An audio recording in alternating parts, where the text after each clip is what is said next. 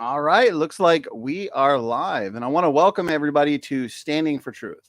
My name is Donny, and I am your host and moderator for tonight's Calvinist versus non-Calvinist debate.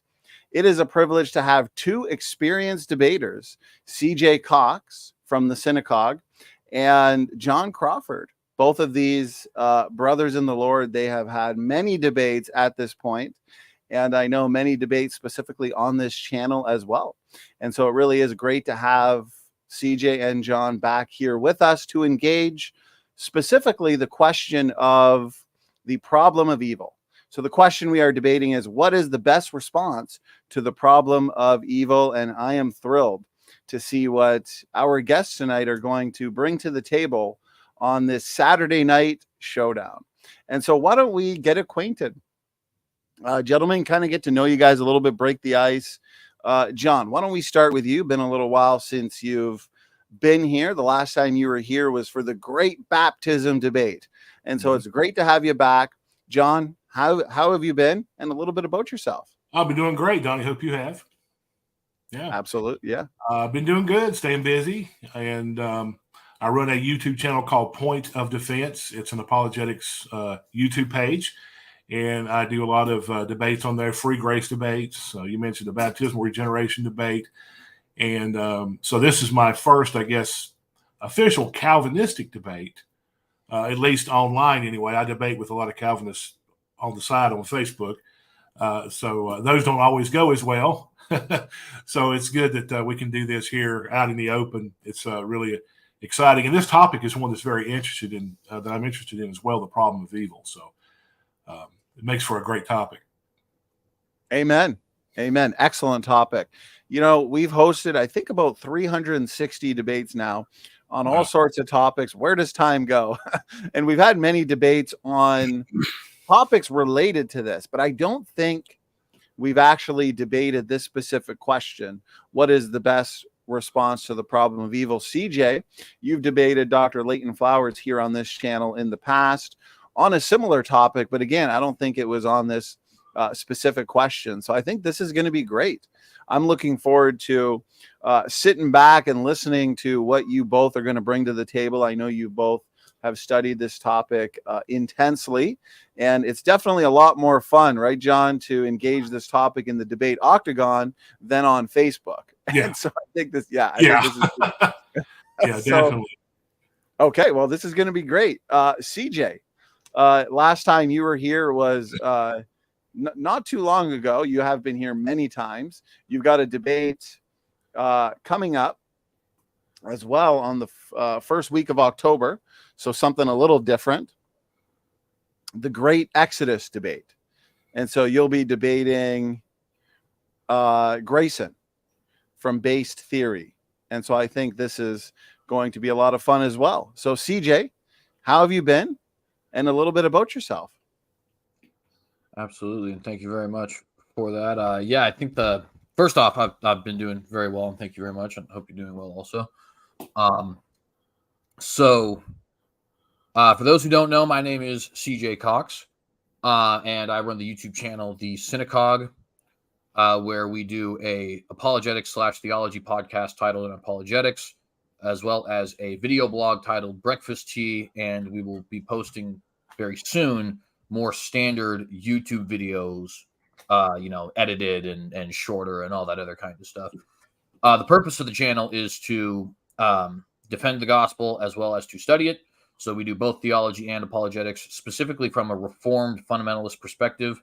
I try to kind of reclaim that word fundamentalist. Not that anybody in this neck of the woods is necessarily going to have a problem with that, but a lot of our even genuinely conservative Christian brethren look at that as like an adjective for extremist, and of course it is not.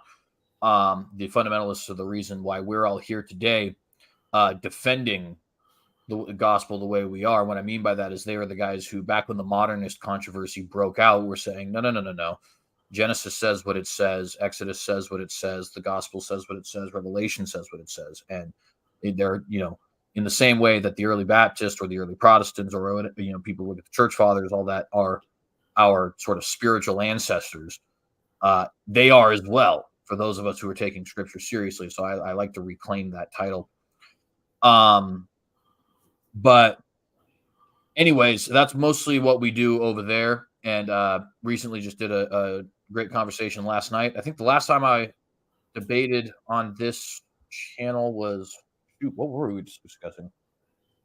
I don't even remember. That was like 3 weeks ago, right? There's no way. How do I remember? 3 weeks ago. You can jog my memory in the live chat. I feel like I was just here recently, right? Like less than a month, it seems like. Us debaters, we've got that short-term memory loss. Now, I think why I was confused is because we've got your debate with Warren McGrew that was supposed to be a couple weeks ago, but then we had to reschedule it. So it looks like it's probably going to be for the audience that's looking forward to this one, as I am. The total depravity debate is total depravity biblical. We'll be probably finding a day in October now that Warren is feeling a lot better. So that's great.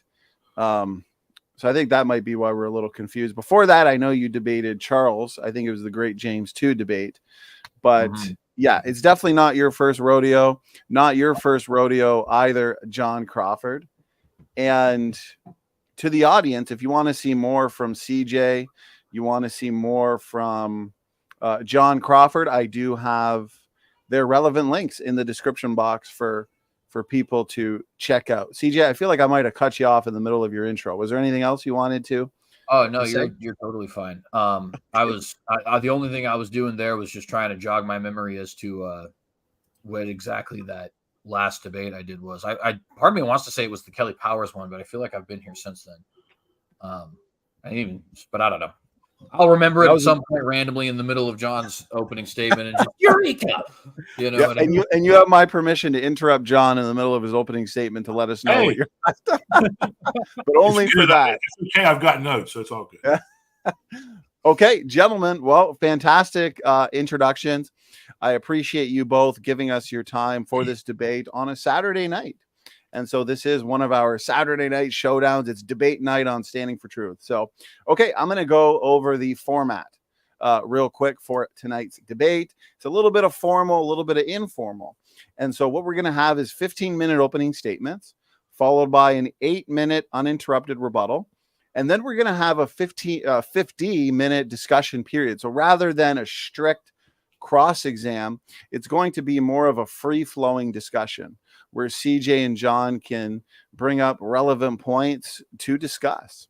Then we're going to have a 5-minute closing statement where John and CJ can wrap up their thoughts and points for tonight's debate. And then we'll get everybody in the audience involved. We'll have a roughly 25 to 30-minute audience Q&A. And so please, if you have a question for John or you got a question for CJ, let me know. And also try and tag me at Standing for Truth or at Donny, and that way I won't miss your questions. Okay, so we're going to get right into the debate itself. Again, the question, what is the best response to the problem of evil? So not necessarily an affirmative or a negative. We're just going to hear out your positions. And so typically the affirmative goes first. But in this case, is there anybody who would prefer to go first? Doesn't matter to me. Yeah, I'm good either way. Well, never mind. I was going to say, I guess the only position that's explicitly stated in the title is Calvinism, because non-Calvinism is a little bit more broad. Right. So if we want to look at it that way, I guess it's kind of not really an affirmative, but but either way, I don't even mind. It's just okay. Well, yeah. What we could do, CJ. That being said, good point. Why don't we start with you then? We'll give you the first 15 minutes for an opening statement.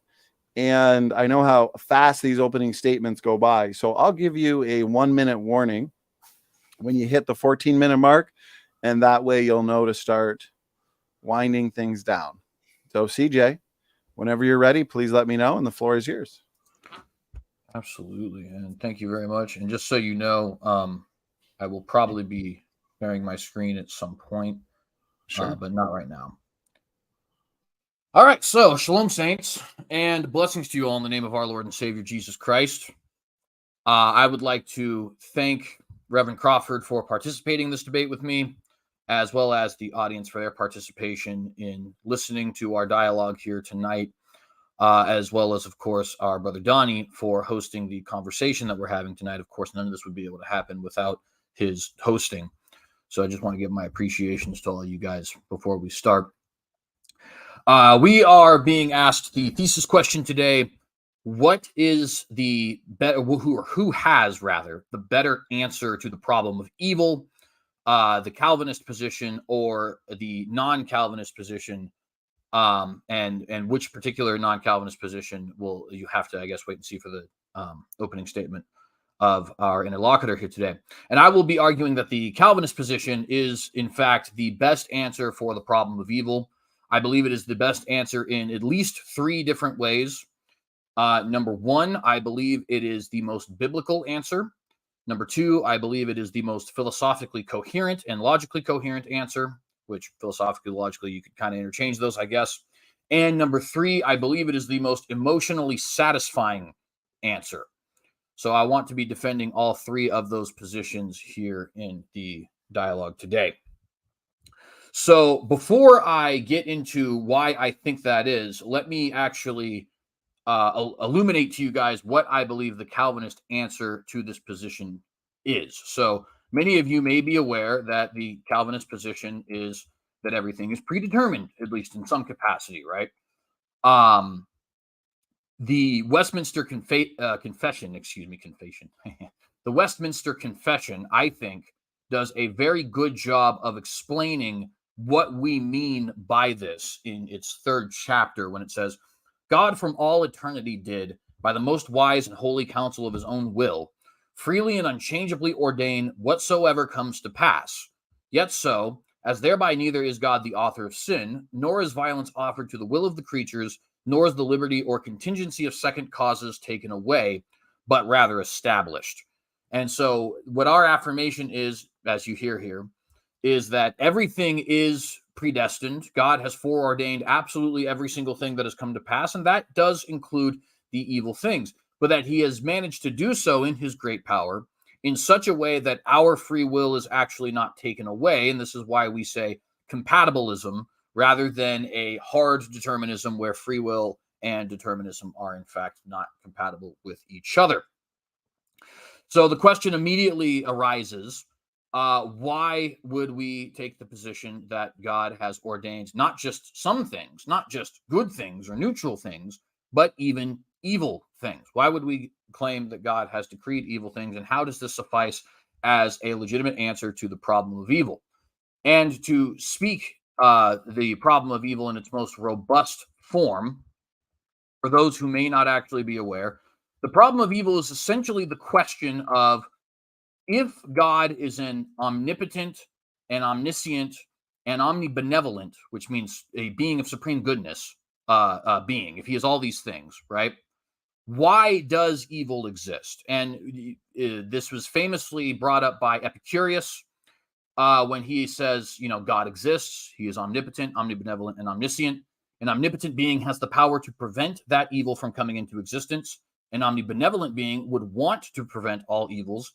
An omniscient being knows every way in which evils can come into existence and knows every way in which those evils could be prevented. A being who knows every way in which an evil can come into existence, who is unable to prevent them from coming into existence, but wants to do so, would prevent the existence, who is able and wants to do so, would prevent the existence of that evil. If there exists an omnipotent, omnibenevolent, and omniscient God, then no evil exists. Evil exists. Therefore, the conclusion is that God must not exist, or another way he would put it is, if he wants to stop it, but he can't, he's not all powerful. If he doesn't want to stop it, he's not all loving. If he wants to stop it, but he doesn't know about it, he's not omniscient, right? So this is the problem of evil. So the answers, I think, to this come in multiple different facets, and the solution, to be straightforward with it, and then we'll get to the text, is, I think the answer to the problem of evil is not to sacrifice God's omniscience, is not to sacrifice his omnipotence, and not to sacrifice his all-loving nature, but rather to say God has foreordained whatsoever comes to pass, including the evil, because that is the best way, according to him at least, to complete his plan, to bring his plan to fruition in such a way that it is most glorifying to him, and in such a way that it is best for us, his people. Okay.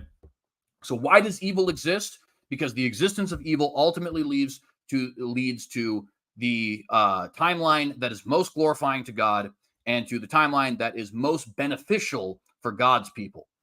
So now we get to the point where I would like to share my screen to demonstrate this. Okay. So let me go ahead and pull up a screen share here. And don't worry, CJ, you won't lose any time. Pulling up your screen, I'll pause it. And now I do see your screen. And so you're good to go again whenever you're ready. Thank you very much. So this is Genesis 48, specifically verses 5 through 8, right? And here we see the sons of, actually, excuse me, I am in the wrong place here. Oh, shoot. Sorry about this. I'm going to go ahead and, rather than finding that and wasting my time, move on to Genesis 50. I pulled up the wrong verse. So this is here in Genesis 50. We see that Joseph's brothers are worried after the death of his father that he is actually going to come after them in vengeance for what they did to him. And for those who don't recall, what they did to him is they sold him into slavery. They lied to their father, saying he had been devoured by some wild beast. And of course, this is a very evil thing to do. It caused Joseph to be sold into slavery. Eventually, he gets thrown into prison. It's just a whole, domino effect of terrible things that end up happening to Joseph. And so they want to prevent him from doing something evil to them. And his brethren also went and fell down before his face, and they said, "Behold, we be thy servants." Joseph said unto them, "Fear not, for am I in the place of God?" And hear what he says here in verse 20. "As for you, ye thought evil against me, but God meant it unto good, to bring to pass, as it is this day, to save much people alive. Now therefore fear ye not, I will nourish you and your little ones." And he comforted them and spake kindly unto them. Right? So what we notice here is that Joseph says to his brothers, look, you guys did an evil thing and you meant evil against me, but God actually intended that evil act for a good purpose. And it's interesting, he doesn't say he used this evil act for a good purpose, but it says that he meant this evil act for a good purpose. In other words, there seems to be a very strong indication here that God actually intended this evil act for an ultimately good purpose, namely to save much people alive, to save the Israelite people from the famine that was coming across all the land, right? So we see here God is ordaining, decreeing, determining an evil act to occur, and that it is ultimately glorifying to him and ultimately best for his people. It saves their posterity, and it demonstrates his long suffering and his saving nature to save them from this particular famine, right? We see this again if we were to go to Acts chapter 4. So let me go ahead and pull this up here. Move to Acts chapter 4, and this here he is speaking about the crucifixion, right? And he says, starting in verse 47, "For of a truth, against thy holy child Jesus, whom thou hast anointed, both Herod and Pontius Pilate with the Gentiles and the people of Israel were gathered together, for to do whatsoever thy hand and thy counsel determined beforehand to be done." Notice he's saying that the evil act that they did in crucifying Christ, murdering the only innocent man that has ever existed, was actually determined, whatsoever thy hand did, was determined by his counsel beforehand to be done. "And now, Lord, behold their threatenings, and grant unto thy servants that with all boldness they may speak thy word, by stretching forth thine hand to heal, and that signs and wonders may be done by the name of thy holy child, Jesus." What do we see here, right? That the salvation of all mankind who will serve, at least, all mankind who will submit to Christ, comes through an ultimately evil act. The crucifixion of the only innocent man who has ever existed for crimes that he did not commit, right? So once again, God ordains, God decrees, God determines an action which is evil.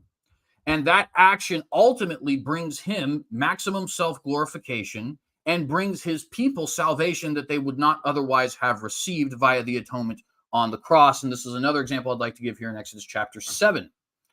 The Lord said unto Moses, See, I have made thee a god to Pharaoh, and Aaron thy brother shall be thy prophet. Thou shalt speak all that I command thee, and Aaron thy brother shall speak unto Pharaoh, that he send the children of Israel out of his land. And I will harden Pharaoh's heart, and multiply my signs and wonders in the land of Egypt. But Pharaoh shall not hearken unto you, that I may lay, notice, that I may, in other words, for this reason, that I may lay my hand upon Egypt, and bring forth mine armies and my people, the children of Israel, out of the land of Egypt by great judgments. Once again, for a third time, we see here that God is saying he is going to ordain, determine, decree something that is ultimately evil, right? In this case, the hardening of Pharaoh's heart, such that he keeps the slaves in bondage, the Israelites in bondage, such that he punishes them even more harshly than they were already being punished, saying, ye are idle, and doubling their work without giving them any provisions. And even such that he is going to bring his people, his Egyptian nation, down to ruin through things like the death of the firstborn and all these other sorts of plagues. Why is he going to do this? Because it will allow to, for lack of a better term, I don't really know a better word to use, him to multiply his signs and wonders in the land of Egypt to bring Israel out by a strong hand. Again, maximum self-glorification for him and maximum benefit for his people, the Israelites. And obviously now we're talking about believers in general.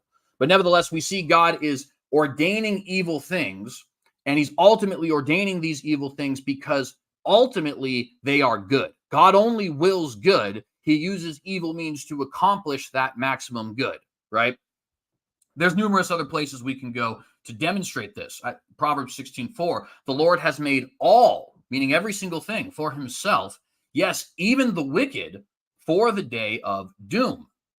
Or Romans 8:28 says, all things work together for good to those who love God, to those who are called according to his purpose. So we see he's made all things for him, for his own self-glorification, but he's also made sure all things work together for the good of his people. Now, this may be something that bothers some people, but that means very terrible actions. He said all of it. Now, all doesn't necessarily imply every single one in each instance. I think contextually in these two cases, it certainly does, right? All these things will work together for maximum self-glorification of him and for maximum benefit for his people, right? And the last one I'd like to move to here is briefly Romans chapter 9, where once again we see a similar claim being made by God. He says, let me go down here, neither because they are the seed of Abraham are they all children, but in Isaac shall thy seed be called. That is, they which are the children of the flesh, these are not the children of God, but the children of the promise are counted for the seed. For this is the word of promise, at this time will I come, and Sarah shall have a son. And not only this, but when Rebekah also had conceived by one, even by our father Isaac, for the children not being born yet, neither having done any good or evil, that the purpose of God according to election might stand, not of works, but of him that calleth. It was said unto her, the elder shall serve the younger. As it is written, Jacob have I loved, and Esau have I hated. What shall we say then? Is there unrighteousness with God? God forbid. For he saith to Moses, I will have mercy on whom I have mercy, and I will have compassion on whom I have compassion. It is not of him that willeth, nor of him that runneth, but of God that showeth mercy. For the scripture saith unto Pharaoh, even for this same purpose have I raised thee up, that I might shew my power through thee, and that my name might be declared throughout all the earth. Therefore he hath mercy on whom he has mercy, and whom he hardens, or whom he will, he hardeneth. Thou wilt say unto me, why doth he yet find fault? For who hath resisted his will? Nay, but, O man, thou art but who art thou that repliest unto God? Shall the thing formed to him say that the thing that formed it, why hast thou made me thus? Hath not the potter 1 minute. Thank you, brother. Power over the clay of the same lump to make one vessel unto honor and unto dishonor? What if, here's the relevant point, but we needed that context. What if God, willing to show his wrath and to make his power known, endured with much long suffering the vessels of wrath fitted to destruction, that he might have made known the riches of his glory on the vessels of mercy, which he had afore prepared unto glory? Again, we see God ordaining these evil things for maximum benefit of his people and for maximum glorification of himself. It is maximum glorification to the one who deserves glory, and it's maximum benefit for those of us who are serving him, right? Now, unfortunately, because I spent all this time on proving the biblical case, I will not get to the emotional and philosophical cases, but hopefully we'll get to that in the rebuttal time. But I hope at least you guys can see that all over Scripture, we see God ordaining, things which, at least to us, are evil, but which nevertheless are beneficial for God's people and which glorify God himself. And that is why I think that the answer to the question for the problem of evil is, it's not that he's not omnipotent, it's not that he's not omnipresent or omniscient, and it's not that he's not all-loving. It's that this is the way in which God will achieve maximum glory for himself and maximum benefit for his people, that is the believers in his name. And with that, I would yield my time. CJ Cox, thank you very much for that roughly 15-minute opening statement. To the audience, I do appreciate how engaged you are in this debate as usual. I'm all caught up on questions.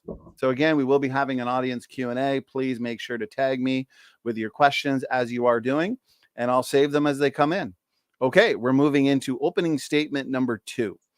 John Crawford, whenever you're ready, okay, please let me know. Share a screen here. Sure. Let's see here if I can get this to work.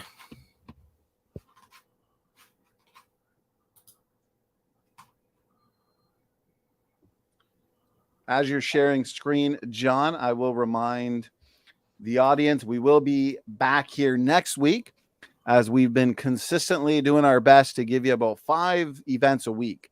And so this one should be fun. This is going to be an interesting show. First time we're touching on this topic, an important topic for sure, especially in 2023. Monday, Helmut Welke, we're going to be discussing aliens, UFOs, and the Bible. And so as Christians, how do we view and how should we view the alien and UFO controversy? Then the very next day, another show I'm pumped for, Dr. Peter Line, an authority on this topic in the world of young earth creation. He will be here with Matt and myself for a discussion, a very interactive discussion on the hominin fossil record. So specifically, we are going to be examining the evidence for human evolution. John, you look like you're struggling a bit over there. Is there anything I can help you with, brother? Can you see the screen there? No. So Okay. make sure when you click present. Let's see here. Hang on a second. Okay, we go back here. Okay, hang on. Are you in the section yet where it says choose what to share? Yeah, I'm hitting entire screen, so maybe I should try.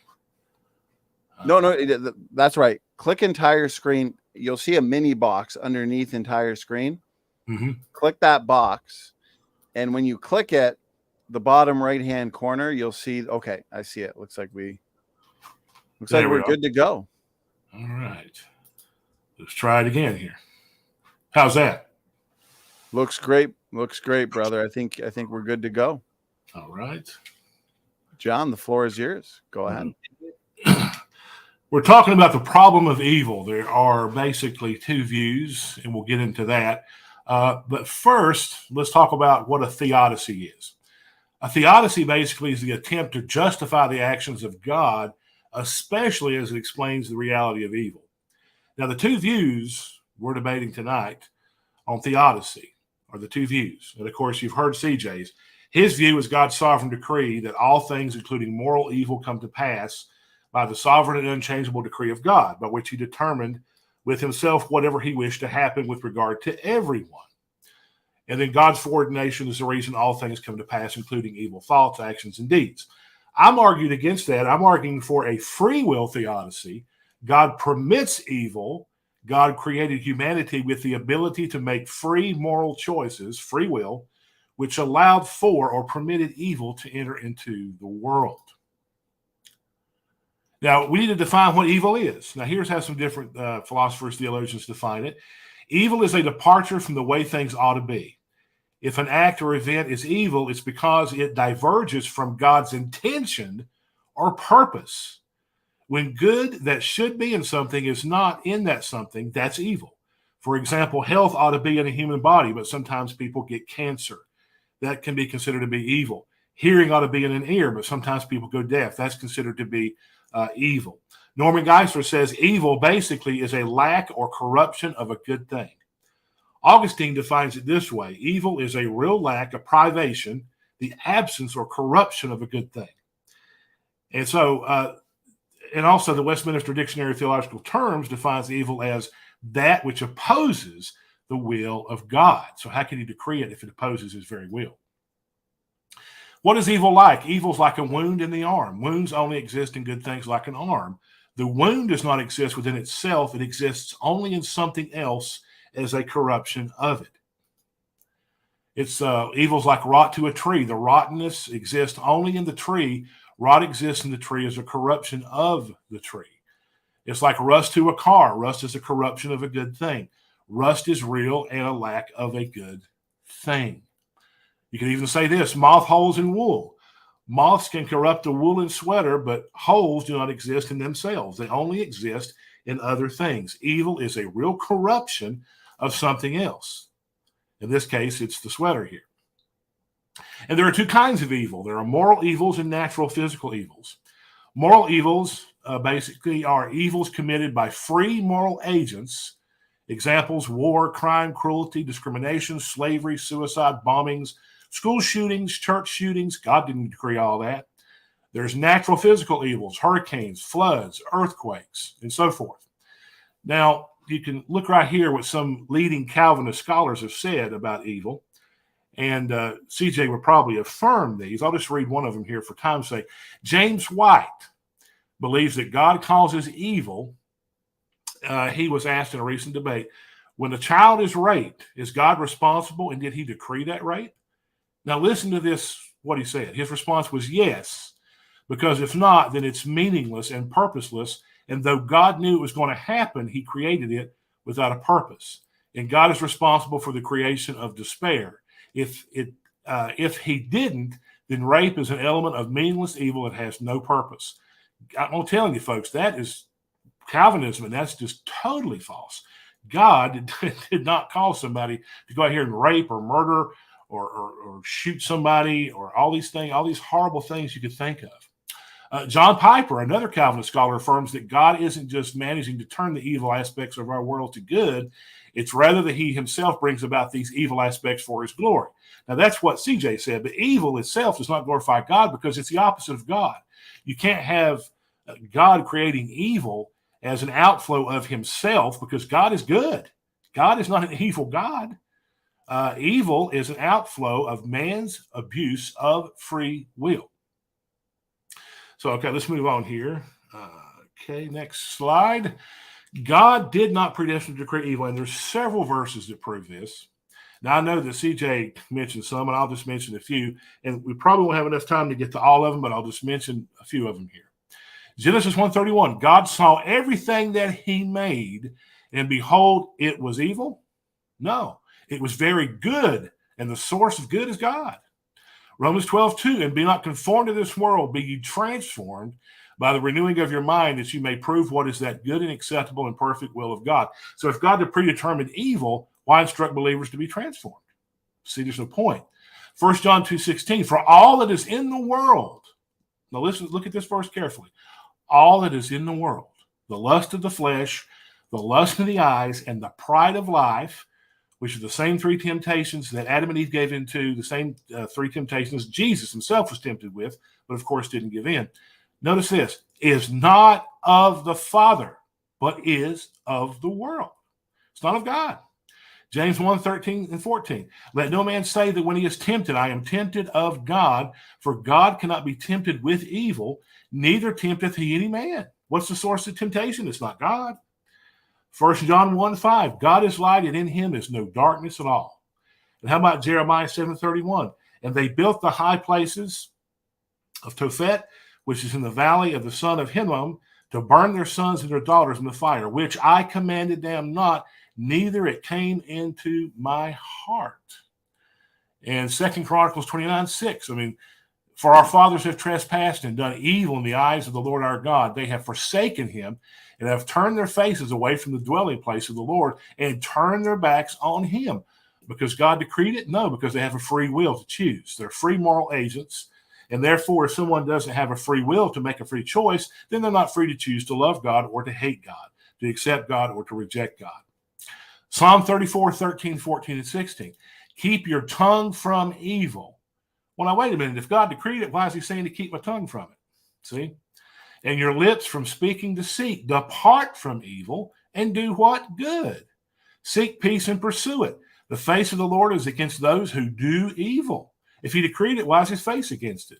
If he decreed it, why does he say to seek peace and pursue it and depart from it? Okay? Do not be wise in your own eyes. Fear the Lord and depart from evil. So that's Proverbs 3, 7, and 8. It will be health to your flesh and strength to your bones. Romans 12, 9, and 21. Let love be without hypocrisy. Abhor what is evil. Cling to that which is good. Do not be overcome by evil, but overcome evil with good. If God decreed it, so is he telling us to go ahead and overcome all of his decrees? You see, that doesn't make sense. In Genesis 6, you know the story well. He says, my spirit shall not strive with man forever. And then he goes on to say in verse 5, the Lord saw that the wickedness of man was great in the earth, and that every intent of the thoughts of his heart was on evil continually. Because he decreed it? No, because man chose to do it. The thoughts were on his heart, not God's. And the Lord was sorry that he had made man on the earth. If he decreed us, these are questions we can get into. So if God decreed evil, why was he sorry that he had made man on the earth? And notice it says he was grieved in his heart. Why would he be grieved in his heart if he already decreed something? So does that mean he's sorry and he wants to change his mind and repent that he created man because of his own decree? Something to think about. So the Lord said, I will destroy man whom I have created from the face of the earth, both man and beast, creeping thing and birds of the air, for I am sorry, says it a second time, that I have made them. But it says Noah found grace in the eyes of the Lord. So see, if God decreed all this, there's a slew of verses that clearly oppose the Calvinistic view that God decreed evil. Why does he want to destroy something? Why is he sorry about it? Why is he telling people to turn from it? Why is he telling, on and on and on we could go. And we talk about the free will of Satan. Norman Geisler said this about Satan, or Lucifer, a good creature Lucifer, before he was Satan, with the good power of free will, willed the finite good of the creature himself over the infinite good of the Creator. Evil is still a problem for a theist, but this view offers and answers and gives solutions. The free will defense is argued by commentator Doug Powell. He makes the following points, which I agree. He says, an all-knowing, all-powerful, all-benevolent God created human beings as free moral agents. This entails the ability to choose evil as well as good. God is all-knowing. He knew that evil would take place because he is all-powerful. He would create the world in many different ways, or he could create the world in many different ways, rather. God is all benevolent and morally perfect, so there are good reasons for making the world the way he did. As a result, God may have created the potential for evil, but human beings, because they have chosen evil things via the abuse of free will, made it actual. This did not take God by surprise. Evil was introduced into the world by the free choice of morally accountable creatures, not because God had decreed it. Free will of man is the cause of evil. We see in Genesis 3, 1 through 6. And just a brief synopsis of what happened. You know the story well of Adam and Eve. It says she saw that the fruit looked good. She took the fruit. She ate the fruit. Then she gave the fruit to Adam. Why? Because she chose to do it. And John Ankerberg quotes, and he says, if God had created robots pre-programmed with no ability to choose right and wrong, then evil would not have existed. It would not have been an option. And then it goes on, the consequences of Adam and Eve's disobedience. They became self-aware. They ran from God. They blamed their sin on others. Notice they didn't blame God. God was the one that said not to do it. So why would he tell them not to do it, not to eat forbidden fruit, and then turn around and ask them if they did it, and then let them suffer consequences for doing it? The serpent, Satan, was cursed. God announced to Satan that Jesus would be the coming Redeemer. That's known as the Proto-Evangelium, known as the first gospel, mentioned there in Genesis 3:15. Eve would have pain in childbearing. She'd have to submit to her husband. The whole earth was cursed. Adam would have to work, and it would be a hardship. Therefore, we have death, separation from God because of the free will and the abuse of God's free will that he gave to his creatures. God created only good things. One good thing God created was free will. God did create free will. So free will makes evil possible, since it is the power to do otherwise, and to do otherwise than good is evil. Hence, a perfect free creature can do evil. Evil cannot come from God any more than polluted water can come directly from a pure mountain spring. Nothing evil about free will, or else it would be evil for God and the saints in heaven to have it. So God created Adam and Eve with a free will, and they chose to disobey God by abusing that free will. And by the way, Satan has a free will, 2 Timothy 2:26. And his will is to destroy people, 1 Peter 5:8. So if God's will is always done on earth as it is in heaven, then that must mean Satan and God's will are the same. Do you see how ridiculous that is? And we could go on and on. Man can refuse to walk in God's law. Free will, that's Psalm 78:10, Proverbs 1:24. I have called, you have refused, Jeremiah 11:9-10. They refuse to hear. Man is commanded to submit in the scriptures. God never forced anyone to submit. They hearken not. You see the verses there. God commands man to walk in his ways, but he forces no one to do it. And there's kind of a little cute thing I threw up there. Responses to the problem of evil. Hear no evil, see no evil, speak no evil, and post no evil. So I have like a minute, 30 seconds. I'll go ahead and concede my time there. That's all I have. John, thank you very much for that 15-minute opening statement. I appreciate it. Gentlemen, I appreciate the opening statements from the both of you. Clearly, you both have put a lot of work and time and prep into this debate. It really is very interesting, a fascinating topic. What is the best response to the problem of evil? We've already got a lot of great questions coming in from the audience, and I'm really looking forward to seeing you both engage each other's points. So with that, we are now going to hand it back to CJ as we move into the rebuttal portion of tonight's debate. We've got 8 minutes on the clock.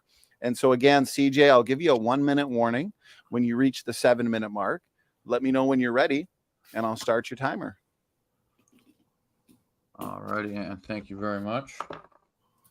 Okay, so a lot of interesting stuff to get to, and I'll try to be as quick as possible so I can try to get to all of it. So the very first thing that needs to be clarified is the overwhelming majority of Calvinists do not actually reject free will. We believe in what is known as compatibilism. It is the philosophical position that free will and determinism are compatible with each other, and it is one of what is known as soft determinism, although technically that can be a little misleading because people tend to think that that means only some things are determined, which is in fact not the case. So it is important for us to note that in fact, not even just the overwhelming majority, I am not personally aware of any Calvinist theologian who would actually make the claim that free will does not exist at all. I'd also like to point out that the free will theodicy doesn't actually answer the question, right? If you say, why is there evil? And then I say, well, because we have free will. Okay, well, are we going to have free will in heaven? So there must be evil in heaven, right? Because if free will equals evil and we have free will in heaven, then there must be free will there must be evil in heaven, or we must not have free will in heaven. Or free will doesn't, in fact, equal evil, so you haven't actually answered the question, right? You could also say, okay, why couldn't God have created? And some of these examples can get absurd. I'm not going to lie, but let's just mess around with it a little bit. Why do human beings have to have bone cancer in order for free will to be a thing? Why is it that if I put a knife into another human being, he'll die if free will is a thing? Like you, in other words, you don't have to, saying that I can't stab somebody to death in no way violates their free will, right? What if it was that God had created some mechanism to where women had like inborn chastity belts, and they had to give explicit mental consent in order for somebody to have sexual relations with them? That would prevent all rape, and it wouldn't violate anybody's free will. Why is that not a thing, right? In other words, the very existence of free will doesn't actually do anything to answer the question as to why these evil things actually exist, right? And furthermore, it doesn't explain our own concupiscence, which is to say our own inclination towards sin, right? In other words, just because I have free will does not mean I'm going to do all of the different evil things, right? For example, I've never killed anybody. For example, I've never robbed a bank, right? I've never committed any sort of sexual assault, or you can just go down the line. I've never massacred 6 million Jews in the Holocaust, so on and so forth, right? In other words, I have free will, and yet there are many evil things which I don't do. So why is it that some people actually use their free will to do certain evil things? Where did that come from, right? The free will answer doesn't actually provide us with a solid answer. It says, okay, well, this is potentially a result, but just because it's potentially a result doesn't mean it actually is going to occur. Why did it occur? And that's the question the problem of evil seeks to address. There's other big problems with this as well. For example, we have the idea of the fall, right? Everything was very good in the fall. Everything was very good in the fall. Perfectly 100% correct. But it wasn't perfect. How do we know? Because there was a fall. If it was perfect, then there wouldn't have been a fall. If if Adam was incapable of sinning because he himself had a perfect will, in other words, had no concupiscence, had no inclination towards sin, then he wouldn't have sinned. Hypothetically, if the serpent were to come into heaven after we are all raised from the dead and were to try and deceive us, do you think we would fall for it? Well, of course not, because God has promised he would wipe every tear, and that we would actually be in a perfect state at that point. But we weren't in a perfect state beforehand. Otherwise, there would be no fall to begin with, right? So very good and perfect are not the same thing. And this is just flatly the case. We have, for example, things like 1 John 2:16, where he says these things are not of the Father. But I just demonstrated for you very many evil acts which God takes explicit credit for. So does 1 John 2:16 contradict Exodus 7, contradict Genesis 50, contradict Proverbs 16:4?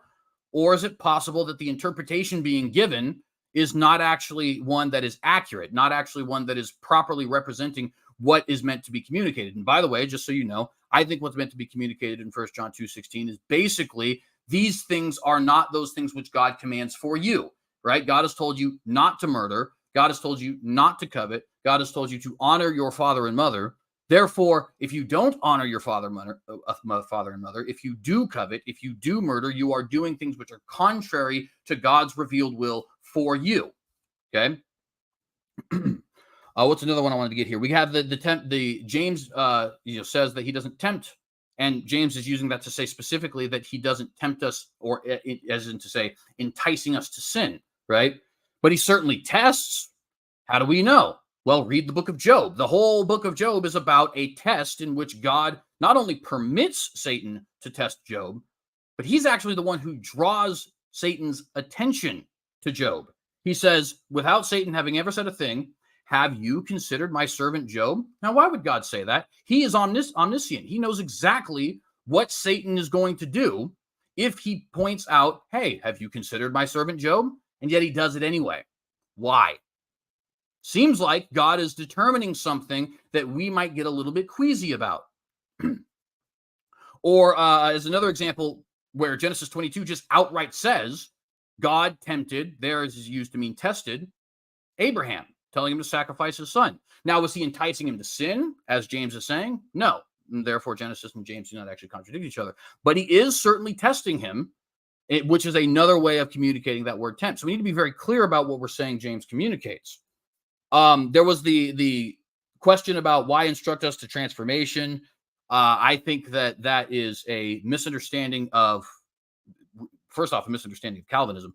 But more importantly, it's grounded in this idea of the idol argument, where if I'm predestined to get better, why would I try to go to the doctor? I'm either going to get better or not get better. The answer, which has existed for some 20 1 minute. Thank you, brother. Is that it is entirely possible, and in fact likely, that if you are predestined to get better, it is because you're predestined to see a doctor that has the answers. In other words, if you're predestined to be saved, it is because you're predestined to accept the gospel. If you're predestined to live righteously, it is because you're predestined to be transformed via regeneration, so on and so forth, right? So God predestines both the ends as well as the means.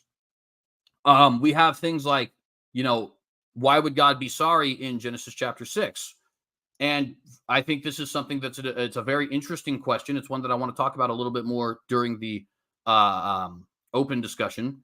But I could just flip the question around to the non-open theist, non-Calvinist. Why is God sorry? I mean, he knew it was going to happen, and he created them anyway. And he could have created them differently if he wanted to. Like, he could have created them in such a scenario. 10 seconds. Thank you, brother. What occurred in Genesis 6 didn't actually happen, and yet he did. Why? And I think that answer will ultimately show that we're on the same playing field, even though the non-Calvinists would like to say that we're not. Anyways, I want to yield my time there and not take too much. CJ, thank you very much for the fast-paced 8-minute rebuttal. You never realize how quickly 15 minutes and 8 minutes goes by until you've done a debate, especially these rebuttal rounds. So appreciate it, CJ. John Crawford, we're now going to hand it back to you for your 8-minute uninterrupted rebuttal. So John, whenever you're ready, let me know. I'll start your time. Okay, here we go. Okay, those verses that were mentioned are typical Calvinist responses about the hardened heart, Pharaoh's hardened heart, Genesis 50, and the brothers and Joseph and the slavery and all that.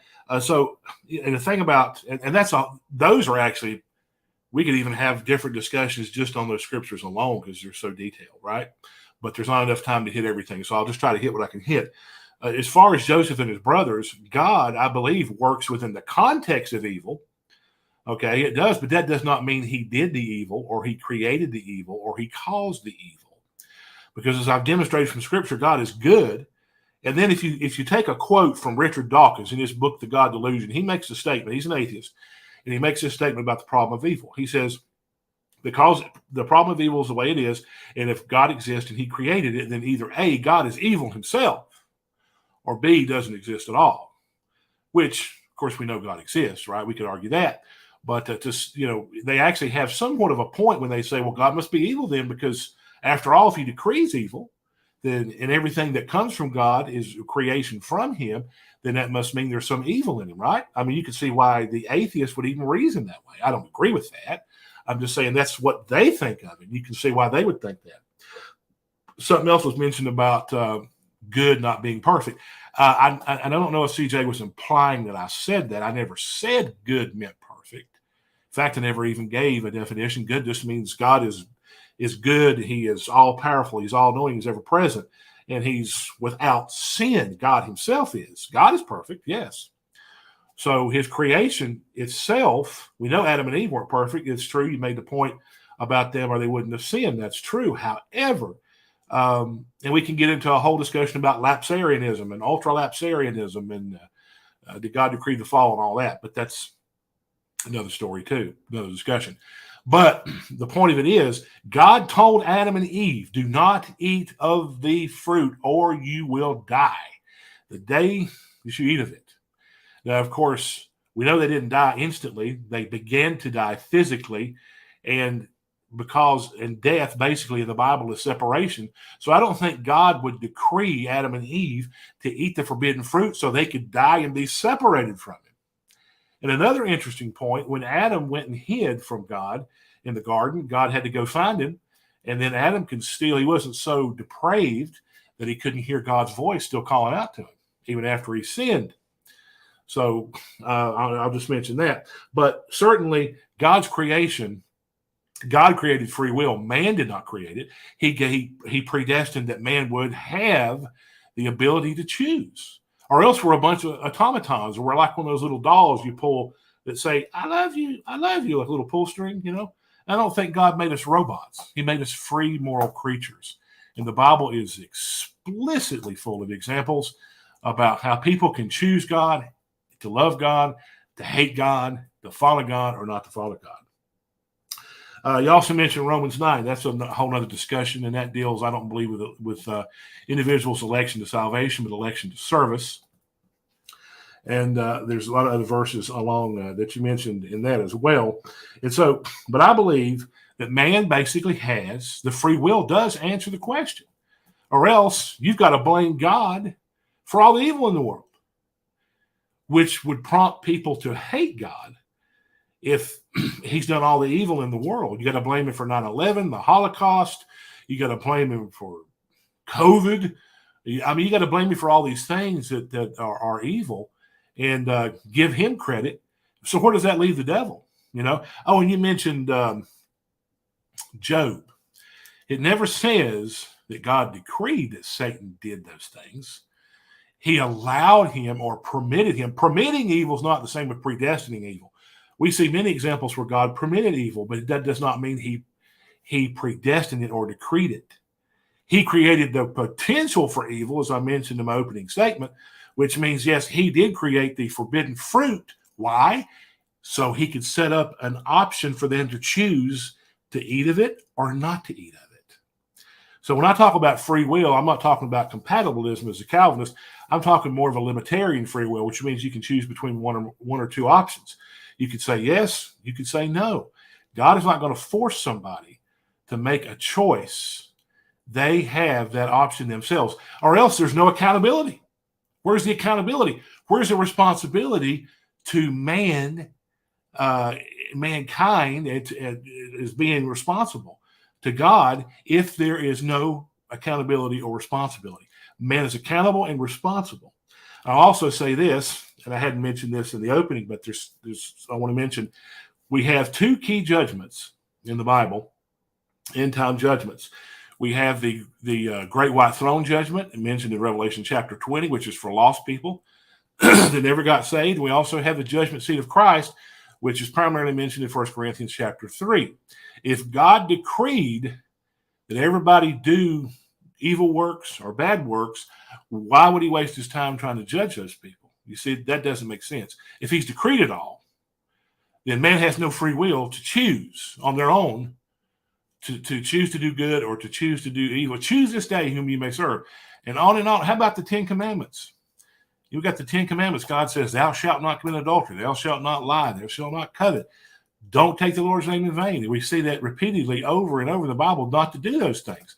But yet the Calvinist view is going to tell you, oh, God decreed it. God decreed that you break his own commandments. He decreed you take his name in vain. He decreed you go out here and sleep around and commit adultery. He decreed you would murder. No, it's free will, or else he would not have to have given us the 10 Commandments. So the whole point is man has the ability to choose. He's responsible. He's accountable to God for what he does in this life. And again, that's why the judgments are there. The end-time judgments are there. In addition, if God is the creator of sin and evil, you would think there would be numerous verses stating this fact, and the verses should be accompanied by words of comfort. Oh, God created this evil, so you don't need to worry about it. So if God ordained evil, should God be held accountable? I mean, if he ordained it, he should be held accountable, right? So he has to, I guess he would have to judge himself. This is not a straw man. But if you're going to say God decreed evil, he'd have to judge his own self. Because man would have nothing to do with it, right? If God's decreed everything, if he ordained everything. You see, the only way anyone could be held responsible for evil is to say they sinned by their own free will. God created Adam and Eve with a free will. They disobeyed by abusing that free will. And the Bible talks about, in other verses too, and I'll probably get into this in the discussion. My time's about up in about 20 seconds, but I'll bring it up in the discussion. But and there's certainly a lot more I could say, more I wanted to say, but I'll stop right there. My time's up. So, John, thank you very much for that 8-minute rebuttal. Gentlemen, the debate is flying by. We have now concluded our opening statements of 15 minutes and our rebuttals of 8 minutes. And so we're now moving into the open discussion. We have lots of points and topics on the table to go back and forth on in discussion. So the allotted time we have is 50 minutes. And so I'm looking forward to this. Why don't we first hand it over to CJ? Since John just ended with his rebuttal, CJ, let's give you the opportunity to pick the first point that you'd like to go back and forth on. Gentlemen, the floor is yours. Absolutely. Thank you. So there's a lot of different questions I think I want to ask. I guess I'll start with the first one of how do you define libertarian free will? Because philosophers differ on what that term even means. Sure. I just define it as simply the option to choose between one or two options. So you would say the principle of alternate possibilities, basically, that you have a legitimate.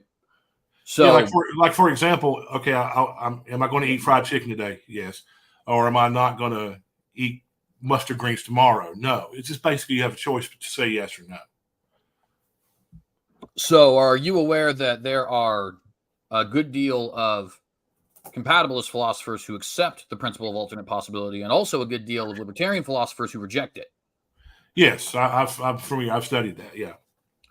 So would it be fair to say then that if I can just grant, considering many on your side would reject it and many on my side would accept it, if I can just grant that the principle of alternate possibilities is compatible with the concept of compatibilism, how would we be able to differentiate your view from mine as far as compatibilist free will and libertarian free will?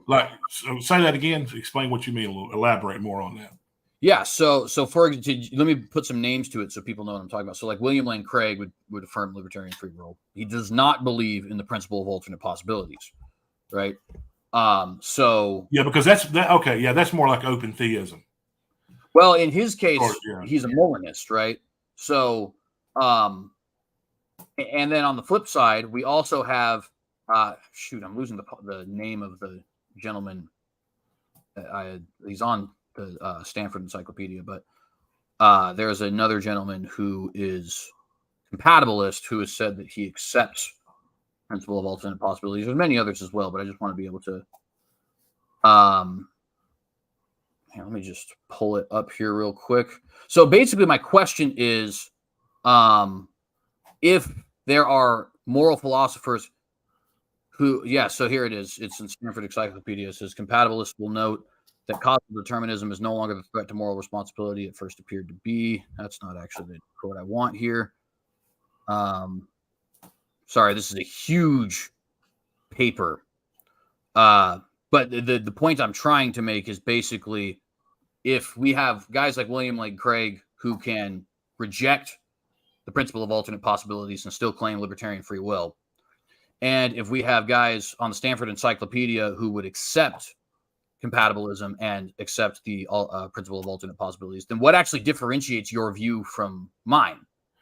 Well, I mean, the whole alternate possibilities is more like, from what I've studied, open theism. I'm not an open theist. As far as that goes, like God doesn't know the future. He only knows the future as people choose to do the future. I think that's heresy. I'm not an open theist, but I just believe you just have an option to choose in the universe where we are. The whole alternate worlds thing, I don't think, to me, comes into play, because we're not necessarily dealing with alternate worlds. We're dealing with the world we live in. This is the world God created and gave us. This is the world we have to operate in. And so there are no other worlds out there, unless you're watching some science fiction movie. But I mean, there are no other worlds out there. This is the world God decided to create. And of course, he knew, obviously, we Adam and Eve would sin, and we would sin in him. So we could go back and say, well, why did, we could ask the question, why did God decide to create? Well, he knew what would happen, certainly. And I also wanted to mention this, if I can, before I forget it. So just bear with me. I want to get this in before I forget it. I do agree with you, and it's because the Scripture plainly says on this point about God did predestine the cross. That's the most evil act of mankind. But that does not mean that he predestined every other evil act. The very reason he predestined the cross was to deal with evil itself. Although that was an evil act, that's the very reason he came to die, because of sin, because of evil, because of wickedness. Because the Bible talks about how Jesus triumphed over evil spirits and wickedness and all that through the cross. So we know we had to have the cross. God predestined that. Yeah, he predetermined that. But that doesn't necessarily, I believe, mean that he predestined every other evil act. I believe he permits it, and he works within the context of it. Now, I guess you're aware there are different Calvinist views on evil. Some Calvinists say, well, it's just purposeless evil. Other Calvinists say, well, no, he had a purpose for it. So I don't know what your view is there. I think you would, from what I've heard, you would affirm that God has a purpose.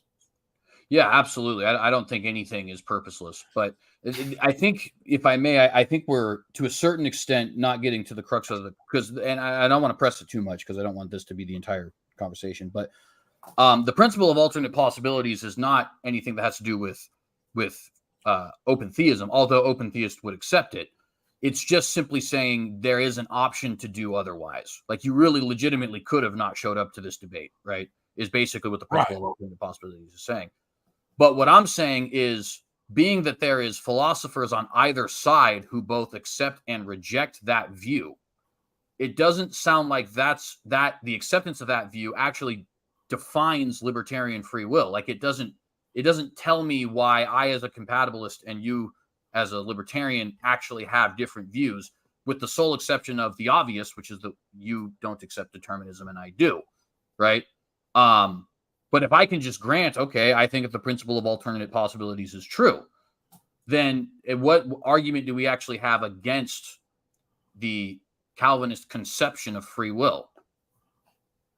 Well, I mean, the whole thing about alternate possibilities is not, there's other possible worlds. You have possibilities here on this earth, is what I was trying to say. No, that's what the view is saying. But I'm saying I can grant that and still be a compatibilist. So it doesn't differentiate our views. You see what I'm saying? Like, I can say that's true. You legitimately have some capacity to do otherwise and still be a compatibilist. In fact, there are many compatibilist philosophers who would say that. But now, if you believe God decreed it, how would you have how could you choose otherwise if God's decreed it? Well, while it's a great question, and I want to pin it for a minute because I do want to answer it, I would say that ultimately the question is somewhat of a tu quoque fallacy, right? Because it's not, well, no, that's not 100% right. So let me reframe that. But basically, the point I'm trying to make in saying that is to say, it may be true that I have that problem, but it doesn't actually answer the question, right? As far as what differentiates our views. Now, with that being said, you would probably be put in a very similar position, right? So you would accept that God knows the future perfectly, right? Oh, yeah. But now let me say this. Let me add this. Yes, of course, the scriptures teach that. Obviously, he knew he had to send Jesus to die. We knew scriptures teach that. But I don't believe just foreknowledge necessarily means that he decrees something. Totally fair. I won't. And I know Calvinists say, well, now, wait a minute. Yes, he does decree it because according to his foreknowledge, because whatever he knows has to come to pass. I know that's how Calvinists argue, but I would still argue differently that although he knows, he still gives man the ability to say, to choose. Yeah. So, and I won't be disputing that at all, actually. So let's say we both agree that I don't know, some X event will happen tomorrow, right? So that means that it is 100% guaranteed that X event will happen tomorrow, right? From God's perspective, at least. Oh, yeah. Yeah. Okay. Yes. So that puts you in the exact same position that you put me in with your question. If God decreed it, how could there be a legitimate possibility of something else? But if God knows it with 100% Cartesian certainty, how could it be possible that there's actually something else, right? So in other words, me and you were both saying there's some sense in which alternate possibilities do exist, but there's another sense in which alternate possibilities don't exist. You see what I mean? Are you saying they're both? Yeah, there's a sense in which we have the capacity to do other things, right? I can pick up this pen and I can put down the pen. I just demonstrated the principle of alternate possibilities in a very rudimentary way that would probably make the philosophers squeal if they saw me do that. But nevertheless, so we know it's true to some extent, right? But we also know it's not true to another extent, because if God knew I would pick up that pen at that moment in time, then he knew that it was 100% certain I would pick up that pen at that time. So in some sense, it was fixed, right? So there's different senses that both you as a non-Calvinist and I as a Calvinist affirm as far as a set future, and there's senses that you as a Calvinist and me as a non-Calvinist affirm as far as alternate possibilities are concerned. And all of this is getting back to my initial question of, I am struggling to figure out what alternate possibilities even, or excuse me, what libertarian free will even means, and which we need to define that if we're going to say that actually is a solution to the problem of evil, right? Well, I mean, it's just like, Leighton Flowers defines it. He gives a good definition. It's basically the option to choose between two options. It's simple. Right, but I can accept that, is my point. I can be a determinist and still that's how it's defined. It's not really overly complicated. Now, how do you define compatibilistic free will? From your I would say that it is free will in which basically the human agent is genuinely free in some capacity, and I would argue for both principle of alternate possibilities as well as sourcehood. And also, God has determined all things, and these two are compatible with each other. So to give an example of that, sourcehood is basically the idea that I do what I actually desire to do, right?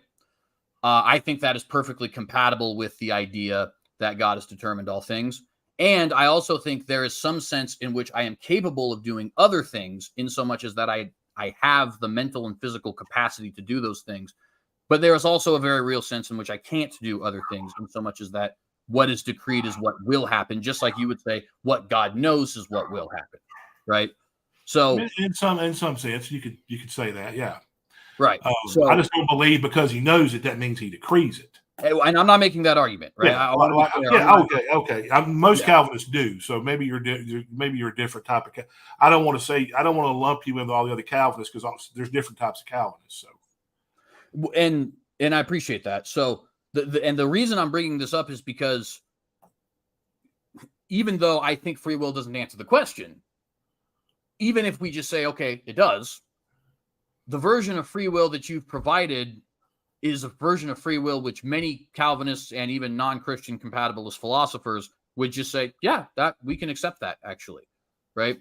So there's not really, in other words, it's not even a counter position to what I'm saying as much as it is, it's like people say God has ordained all things for his own glory or for his own righteous purposes. You're just claiming you know what those righteous purposes are, which, to be fair, if you figured it, and I'm doing the same, right? I'm claiming it's for his own self-glorification and for the better of his people. So I'm not insulting you in any way by saying that. But I'm just saying, when you say evil because free will, but we're both affirming God's omniscience, we're both affirming him as first cause, we're both affirming his omnipotence, all you're doing is saying, no, I know what those righteous purposes are. God has decreed all things for his own righteous purposes, and I know what it is. You know what I mean? Because we don't have a clear difference that actually defines your libertarian free will versus my compatibilist free will. Do you see what I'm saying? Yeah, maybe in a sense. Okay, let's see. Let me see. I had something else wrote down. I was going to. Yeah, certainly. Ask about. Oh, you mentioned about free will being a thing. I don't think you could define it as a thing, because that's too general. That's too broad. It paints the brush too broad. Mm-hmm. Free will, that I've already, we're not free in the sense to fly off a building and sprout wings. Obviously, we're not free to free will is not a superpower, and free will is not more powerful than God. Now, I'm not saying you do, but a lot of Calvinists say, "Oh, you just don't understand Calvinism, and you're saying that free will is higher than God or more powerful than God." No, I've never said that's ridiculous. I mean, God's sovereign. You worship your free will cliche. Yeah, I've heard that. Yeah, and it's not. It's not. And that's why there are certain consequences, as a result of choosing either right or choosing wrong, choosing immoral or moral actions. That's where the consequences follow. So if you choose the wrong thing, you're going to suffer for it, either in this life or the next one. If you're a believer, you'll lose rewards. If you're an unbeliever, obviously you get punished, different degrees of punishment in hell. So, like I mentioned about the judgments, now what are your thoughts on that? When I mentioned the judgments, did you understand my argument on that? Yeah, it's basically if I understand correctly, and correct me if I'm wrong, if God has decreed all things, why does he judge mankind? Right? That's basically what you're getting at? And there's believers and unbelievers, of course. There's a category of two different categories. Well, so this gets back then to this question of, and this is why I wanted to press this issue of what exactly is libertarian free will, because I think that mankind is truly responsible for the actions that he is set out, even with God determining it, because I affirm this compatibilism, right? And I know people might say, okay, well, can you explain that compatibilism here? And of course, I did briefly when you had asked me the question there. But before I'd actually even get there, I would just point out to everybody, you even said that you could agree to at least some determined evil actions. Genesis 50, Acts chapter 4, right? God has determined at least some evil things, but we would also both agree, like Judas was guilty for what he did, right? But also God determined it. He had a choice. So what we're affirming, Jesus even told him, hey, go do what you got to do. Yeah, exactly, right? So in other words, we're both already agreeing on is it is possible for God to judge somebody for something he determines to happen because they freely chose to do it. Now, we both agree it happened with Judas. I extend it to everybody. But nevertheless, what that one example does is it removes the non-Calvinists' ability to say, well, how could God judge? Because we're actually both in agreement that God does judge people for actions which he determined. And outside of the open theist, all Christians are in agreement with that. At least virtually all Christians are in agreement with that. It's just that whereas you would limit it to a certain set of circumstances, I would say that's actually the way it works always, right? Well, I mean, now I never said that I agreed with like, why does God judge somebody for evil actions? I mean, that's my argument was you got the great white throne and you've got the judgment seat. So Christians do good works, so therefore they get rewards.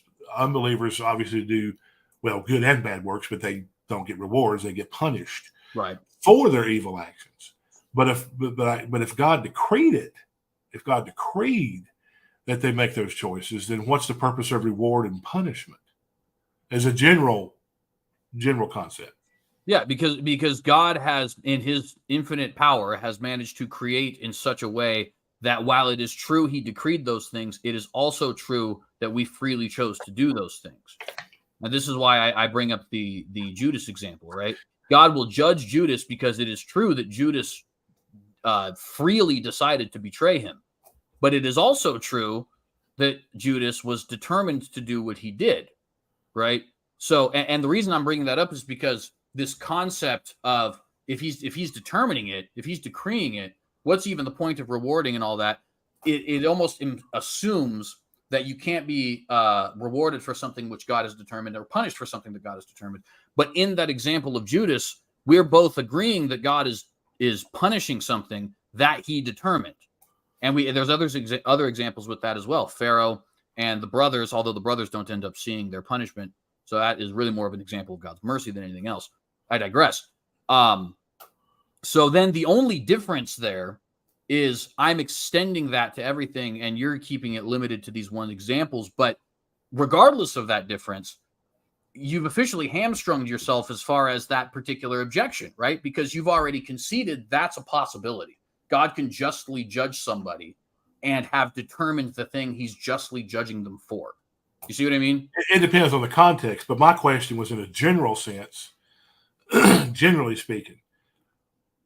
It seems to me though, it violates the law of non-contradiction. A cannot be A and non-A at the same time in the same sense.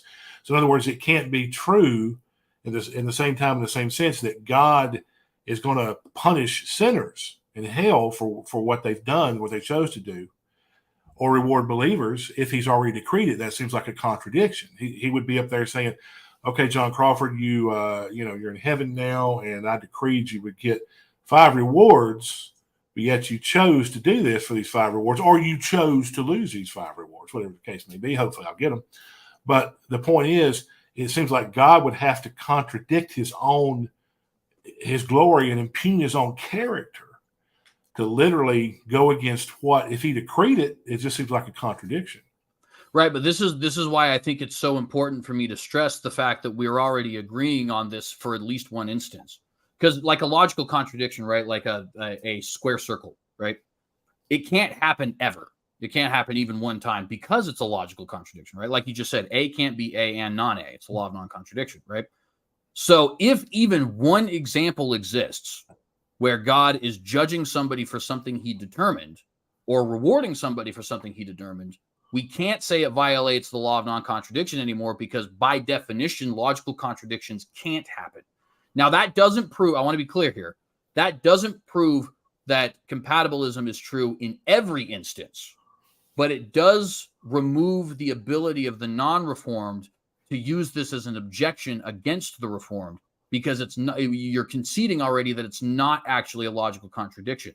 And I only need to show one case of it occurring in order to demonstrate that objection doesn't work. And again, I want to be clear, that one objection doesn't prove that it's true as a rule. It only proves that the logical contradiction objection doesn't suffice. You see what I mean? Yeah. But I mean, I guess I still think we're still different on that, though. We are. No, certainly. That's because see, man, would you agree that man is to be held accountable and responsible for his actions? Absolutely. So if he's held accountable and responsible, when he faces God, is God going to say, well, you're accountable to me, but I went ahead and ordained you to do it? Well, I mean, I'm sure that God isn't going to be speaking, Well, no, I'm just using but the point you're asking, yes, God did ordain and decree those things to happen, I think. Okay, we'll move on here. I had some other stuff I wanted to get to here. We got about 28 minutes, I think. Let's see. And I'll give you a chance to ask me something too. Since we're just kind of dialoguing back and forth. First, did you guys at one point fantastic discussion so far? It's flying by. So I thought I'd ask, did you gentlemen want to pick any specific verses to maybe go over in light of the topic? John, I know you're about to pick another topic or point. So why don't you do that? And then after that, maybe we can pick some relevant Bible passages. Yeah, we can go back to the ones I mentioned or the ones he mentioned if we want to do that. Or okay. Yeah, and there is one other point I did want to address outside of Scripture, though, if that's okay. Sure. And now, of course, I do want to get to the Scripture as well, but there is well, I don't want to say it now because you were about to say something, and then we'd go on that topic, right? So I'll wait my turn. But I did want to address at least one more thing before we. Okay, let's do that. So I think that's a good idea, CJ. John, pick your point that you wanted to discuss. We'll go back and forth on that a little bit, CJ, and then we'll allow you to pick your next point or topic, and we'll go back and forth on that as well. So, John, over to you. Okay. Let's see. Some of this I might have touched on briefly, but 1 Timothy 2:25 and 26, Paul talks about the devil taking people captive to do his will. And of course, we know the devil, Satan, is the prince and god of this world, John 12:31. Right. And he seeks to hinder the gospel, right? Matthew 3:19, 2 Corinthians 4:4, and 1 Thessalonians 2:18. So now, why would God, if he decreed everything, why would God want to hinder his own gospel? Well, so the ultimate answer is that God is determining all things for maximum glorification of himself and for the best possible outcome for his people. I think Romans 8:28 and Proverbs 16:4 would be good demonstrations of that. Now, as far as the particulars, because that's the grand scheme answer, but as far as the particulars are concerned, I think this is another example of what the philosophers call the idle argument. The basic idea being if ends, why means, right? If the ends are already determined, why do the means matter? And the basic reason for that is because the means are the mechanism by which the ends are accomplished. So if God has determined the salvation of some and the passing over of others, then he would also be determining the means by which some are saved and the means by which some are passed over.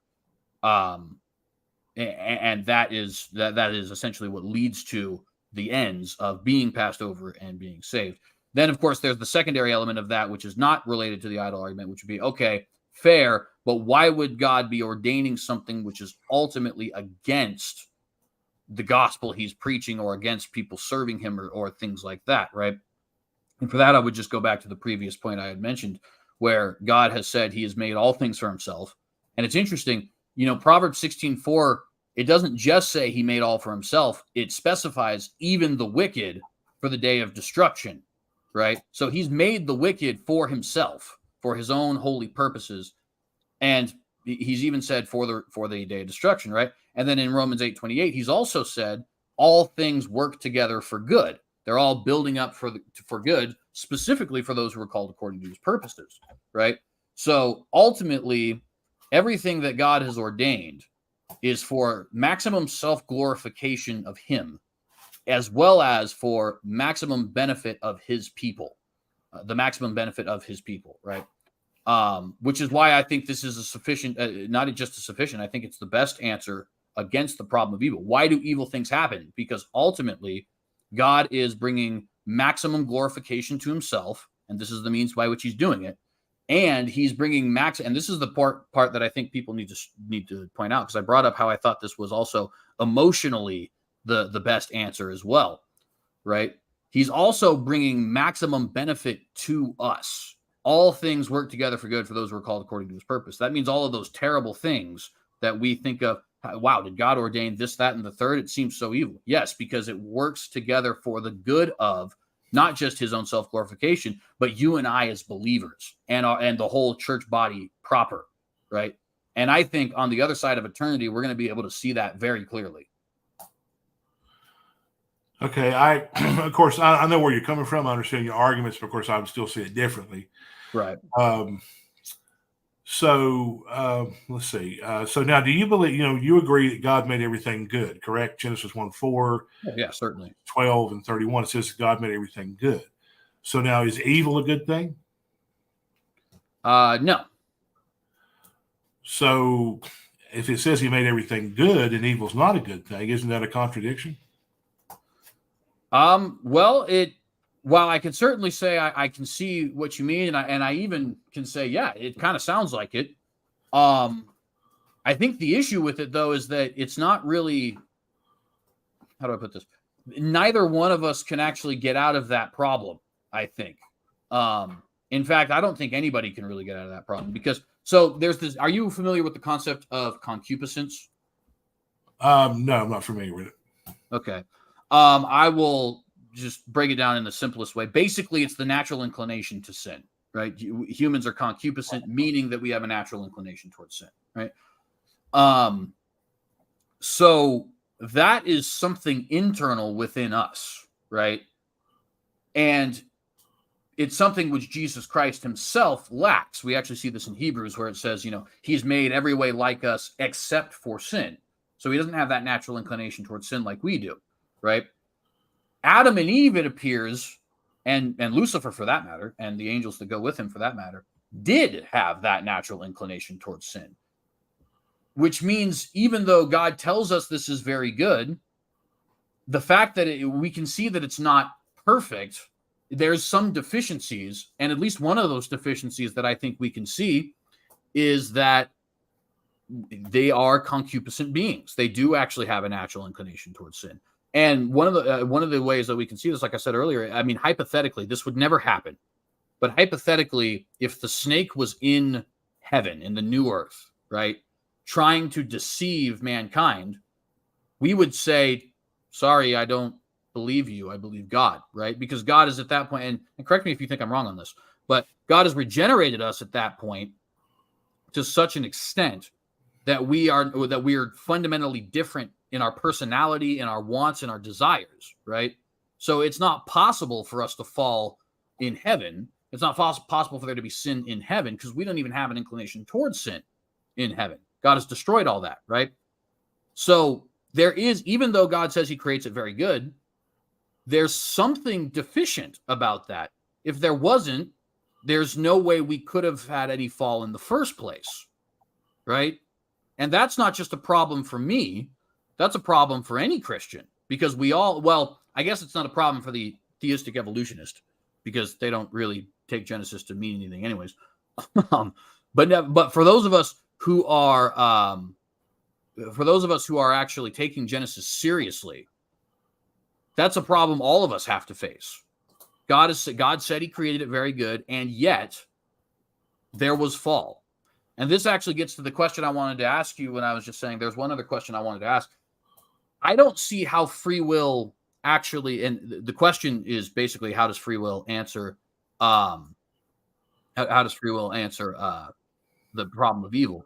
Because I don't see how it does, right? Like it's entirely conceivable for God to create us with free will and also for evil not to exist. And in fact, I would just ask you the question, are we going to have free will in heaven, do you think? Well, I would agree that we will have free will, but it's going to be only to choose good in that sense, because I would agree with you that there's not going to be sin in heaven, obviously. Flesh and blood can't inherit the kingdom of God. There's not going to be any sin. The Bible is plainly clear about that. But that, of course, that's a different context. And there is a view that talks about even the angels not being able to choose evil anymore, because if you'll recall, Satan chose, and we don't totally understand how he was able to choose, but he was, to go against God, and took, 2/3 of the angels with him, and they chose to rebel against God. So there's a view that teaches once that happened, it can't happen anymore. So that's not, so now at this point, there's no free will in the sense of being able to choose evil, or else you'd have to say there's evil in heaven and sin and wickedness and unrighteousness, and that doesn't work. Right. So, and I appreciate that. So I'll grant that. I'll agree with you on that. I think that's plainly taught in Scripture. Right. So, but now, so you see my problem then, though, right? Which is God can create us free. He can make us free, and also eliminate the possibility of evil. So how is it that free will actually answers the question, why is there evil, if it's perfectly possible for God to create free, non-concupiscent creatures? He created the potential for evil, and he did create the possibility of evil. Obviously, we wouldn't have it. But what he didn't do was force or predestine or decree Adam and Eve to do that, which he commanded them not to do. Because if you recall in Genesis 2, he said, don't eat the forbidden fruit. The day you do, you'll surely die. He told him not to do it. Well, Satan comes along and throws his 10 cents in there and says, oh, go ahead and do it. You'll be like God, knowing good and evil. And, of course, Satan influenced Eve. Eve influenced Adam. And there we have the fall. And that, I believe, was due to their choice. God gave them the ability to choose. That's why he put, and I mentioned earlier, the tree of the forbidden fruit, good and evil, there, so that they would be able to choose. He wanted them to choose him and not just create a bunch of automatons that could just say, well, I'm a robot walking around. Danger, Will Robinson, anyway. Mm-hmm. So man has the ability to choose. And I don't think that's a bad thing. I don't think it's a bad thing at all. And so, right. And I do appreciate that answer, but I hope you can see why for me, it's not sufficient, because there's two things that I think. For one, we've already agreed that we don't have to be automatons. We can be truly free and also not choose evil, because we already believe that's going to happen in heaven. Right.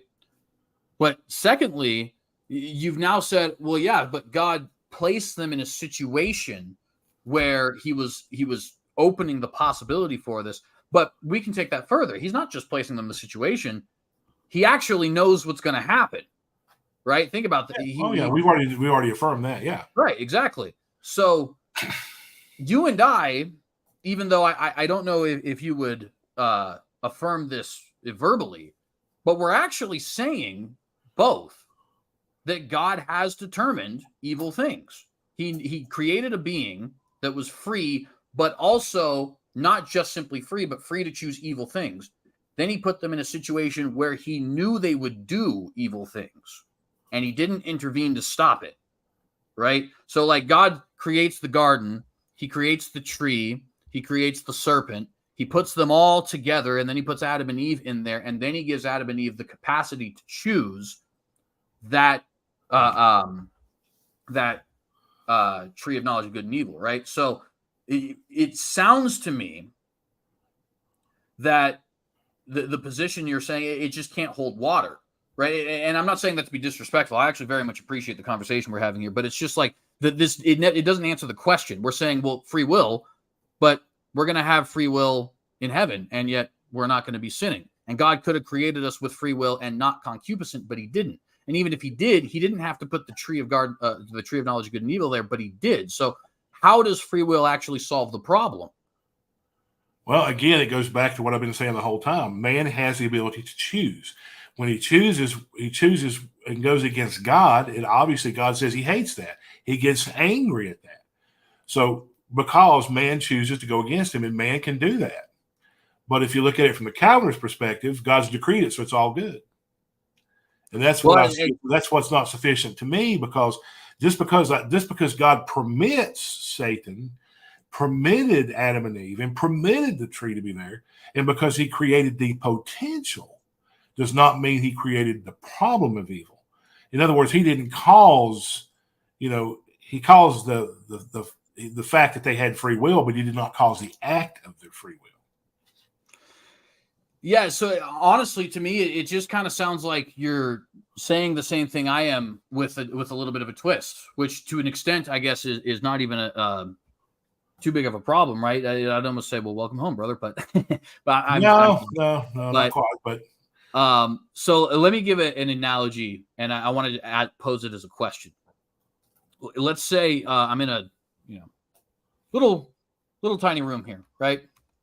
Let's say I put a zebra in this room. And then I kept a lion hungry for a week. And then I put the lion in this room. Now, I know almost with Cartesian certainty, but God does know with Cartesian certainty. But nevertheless, even in this analogy, I know that the lion is going to eat the zebra, right? Because I put them in this tiny room and I've made sure he's hungry. But I didn't actually control the lion. I didn't actually force the lion to eat the zebra. I simply put them in the same area where I knew for a fact that the zebra would get eaten, barring some crazy circumstance like an earthquake, or maybe the zebra happens to judo kick him or something like that, right? So in that scenario, we would say I determined the zebra to be eaten, right? Like I have set up. No, you're creating the environment, perhaps, if you want to argue that. But you're not creating for it to be eaten. It still has a choice. And of course, they're animals. That's illustrations. They're animals. We're human beings. So there's a bit of a difference. They're not free moral agents like we are. But I see your point there. But they're not human like we are. And I'll even grant that particular point. But I still think it's so.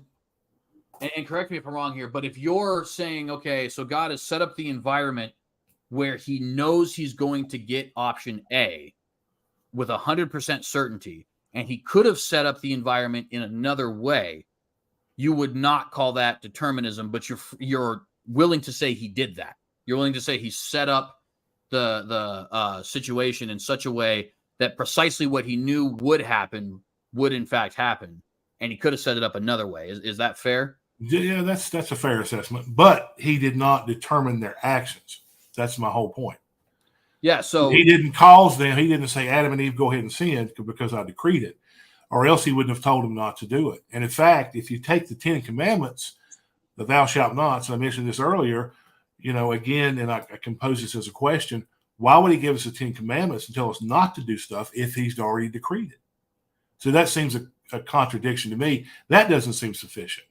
If he says don't commit adultery, if he says don't lie, don't steal, don't cheat, but yet I do it, then am I not just free to just say, well, God commanded me, God let me do it, God decreed it, so I'm okay? I mean, yeah. So I'd say two things briefly. The first is just so what you're the thing which you said you're willing to accept. It's not determinism in totem. In other words, it's not like it's not. You're not saying every single minute detail was determined. But I functionally don't understand the difference, if I'm being very honest with you. It doesn't seem to me like if you're willing to concede that he's set up everything in such a way that he's going to get precisely what he desired to get, then I don't know. Let me, if I can, let me just give you a quick illustration, if I can do that. Let's just say like a master chemist creates two chemicals. and that if they're used separately, they can do nothing but good. But if you mix the two chemicals, it's going to create a poisonous explosion. So let's say he warns his assistant not to mix them. And so the assistant chooses to disobey and mix the two chemicals, which creates a dangerous explosion, right?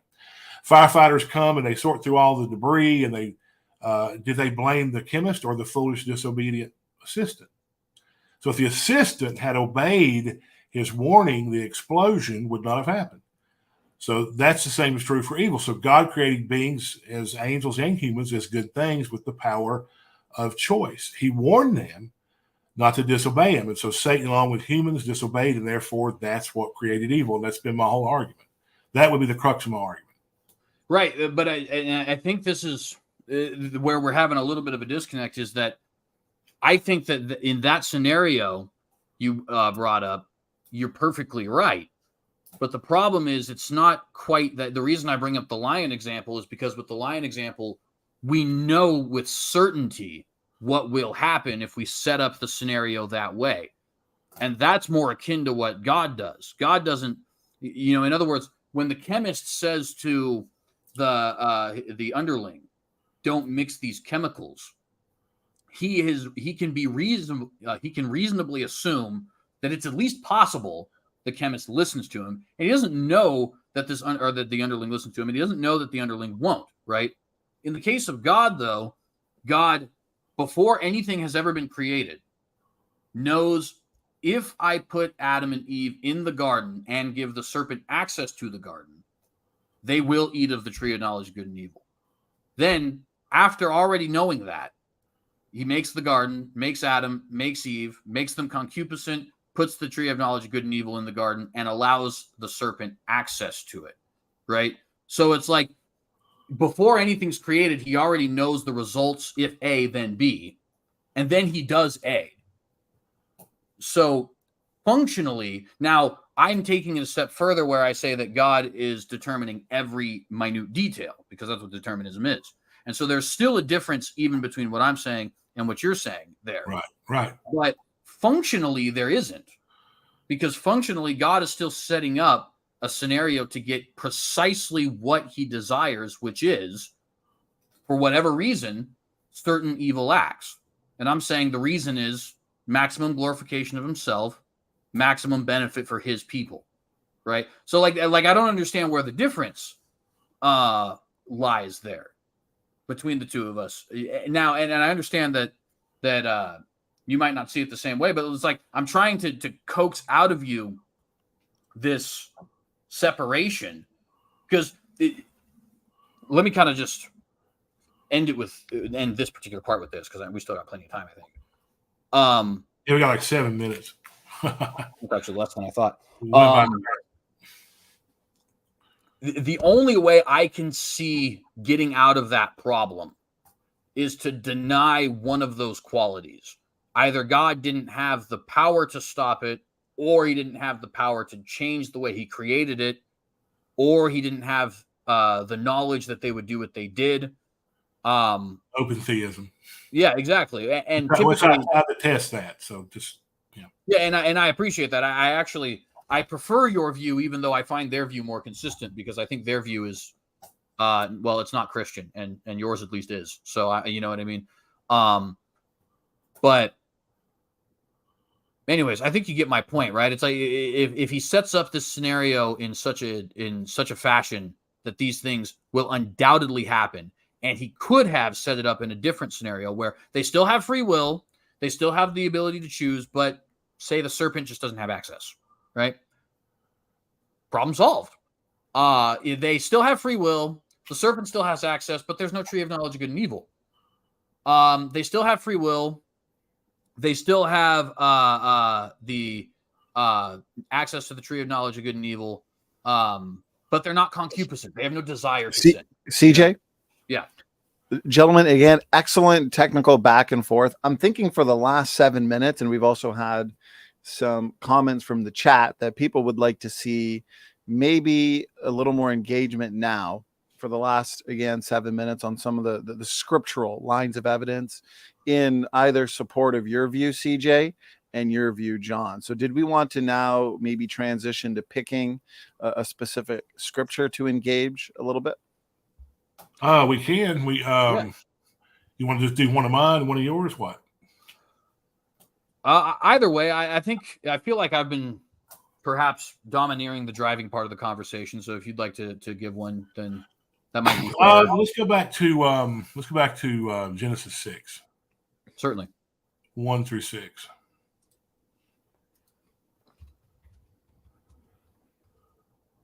Have you got it?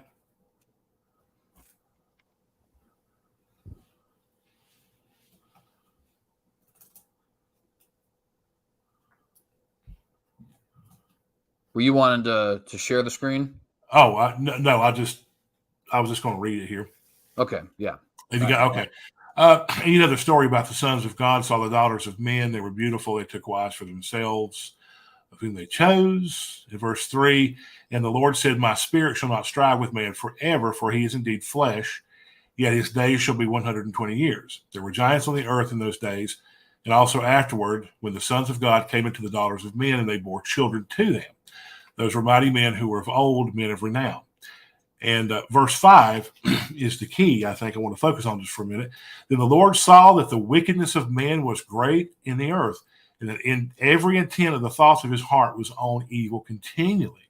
And the Lord was sorry he made man on the earth, and he was grieved in his heart. So the Lord said, I will destroy man whom I have created from the face of the earth, both man and beast, creeping thing and birds of the air, for I am sorry I have made them. Then Noah found grace in the eyes of the Lord. So the question is, in this passage, now we could get into a whole other discussion about who the sons of God are and daughters of men and all that, but that's a different discussion, another focus. But what he says here, why would he say, if God, again, I keep going back to my question, if God decreed it, God predestined evil, why does he point out here that every intent of the thoughts of his heart was on evil continually? Then it says in verse 6, God was sorry that he made man on the earth, and he was grieved. Why would he be sorry and grieved and want to destroy mankind if it's indeed something he decreed? Yeah, so there's 2 points I think to point out there. I think the first is that language of, it repenteth me that I had made them and stuff like that, as the way the King James puts it. Right, change of mind. Yeah. I don't think that language is to be taken literally. Other scriptures say God can't change his mind, or that he's declared the beginnings from the ends, which is spoken in both Isaiah and Revelation. So in a sense, I think this has to be some form of an anthropomorphism where God is communicating to us in a human-like fashion so that we can understand his displeasure with sin. Because if it truly repents him that he made them, if he's truly sorry that he made them, number one, he has to be capable of a mind change, which I think would violate scriptures in 1 Samuel and in Hebrews, which says God does not change his mind. But also it would imply that he was like almost caught off guard. You know what I mean? Like this happened and he's like, oh my goodness, I can't believe this happened. Now it repents me that I've made them. You know what I mean? And that's essentially the open theist position. So why does he say, I will destroy man, which we know that he did? Yeah, of course. So he's angry about this sin, and he's obviously grieved or whatever. And so why is he going? I mean, he's angry at his own decree. Well, he certainly that doesn't seem sufficient to me. Yeah, and I certainly is angry with mankind, I think. Like I said, I think that remember, go back to Proverbs 16:4. He says he's created all things for himself, and then he specifies even the wicked for the day of destruction, right? So Proverbs seems to suggest that in creating everything for his own good pleasure, one of the things that is included in that is the wicked for the day of destruction. And I think this makes a lot of sense if God is trying to reveal his attributes to a chosen people, namely Christians, in that he's demonstrating his power, he's demonstrating his mercy, but he's also demonstrating his judgment and he's demonstrating his hatred for sin, right? But Proverbs 16:4, I think, answers the question that you're having. The reason why God has created, has ordained things which are evil and then judges them is because God is creating all things for his own good pleasure, for his own self-glorification, at least partially, because there's also, like I said, Romans 8:28. And that includes the wicked for the day of destruction. And one thing I'd like to note, it would be very convenient for me in my argument if Proverbs 16:4 said the Lord has made all things for himself, because it'd be like, see, that's what he says. But it's not just convenient for me. It actually is stronger than that. He even specifies even the wicked for the day of destruction, right? So, and I think that can apply also back to Romans 9, where he talks about vessels of honor and vessels of dishonor, but I know that can get into a little bit more of an elongated conversation. So that, I think, is the ultimate answer to the question there, is God has created all things for his own good pleasure, for his own self-glorification, and that includes the wicked whom he will judge. But the text doesn't say that, though. He says he's going to destroy them, and he's sorry and he's grieved. I don't see how that fits, but our time is up. But Proverbs 16 does say that, right? So we have to take Scripture with Scripture. We're asking the question, why does God say he's going to destroy them in Genesis 6? But Proverbs 16 tells us that God has created the wicked for the day of destruction. He's created all things for his own good pleasure. He's created all things for himself, right? So I'm saying we can apply Proverbs 16:4 to this situation here in Genesis 6. The reason why he has created these, why he is determined, to be even clearer, things which are ultimately evil, and then judges them and destroys the men who do them, right? Is because God is glorifying himself to the maximum capacity. And of course, also, he is working together all things for his own glory. Right. And that would then lead me to, I think, my question for you as far as Scripture is concerned. Right. So and I'll jump in real quick. Yeah. I'll allow, let's say, about 3 minutes of bonus minutes, since John got to pick a verse. We went back and forth on it a little bit. I appreciate that, gentlemen. Great job to the both of you. CJ will allow now you to make your point or ask your question that's Scripture related, and then we'll jump into closings. Go ahead. Absolutely. Thank you. So in the example of Genesis 50, and I wish I had pulled up the previous verse in the right place. I thought it was 45, 5-8, but or 48, 5-8 rather. But I guess I was wrong about that. But Genesis 50, Joseph says, which Joseph, it at least appears, because of the way he's able to interpret dreams and how he gets his own dreams, right, that he's a prophet. He says that it's actually God who has brought him here. And let me just quote it directly so that I don't mislead or paraphrase. He says, "As for you, ye thought evil against me, but God meant it unto good, to bring to pass as it is this day, to save much people alive." And before I forget, I'd like to point out the Hebrew word used here is hachshab, which actually means to think or account or consider or plan. In other words, the word being used there is one which speaks of intention, right? So God, they are literally intending to do something evil, but God is intending the very self-same action for something good, right? So doesn't that seem to argue for my case, where I'm saying God has determined these things which are evil, which mankind means for evil, but what God is doing is actually bringing together his righteous plan for the benefit of his self-glorification and for the benefit of his people.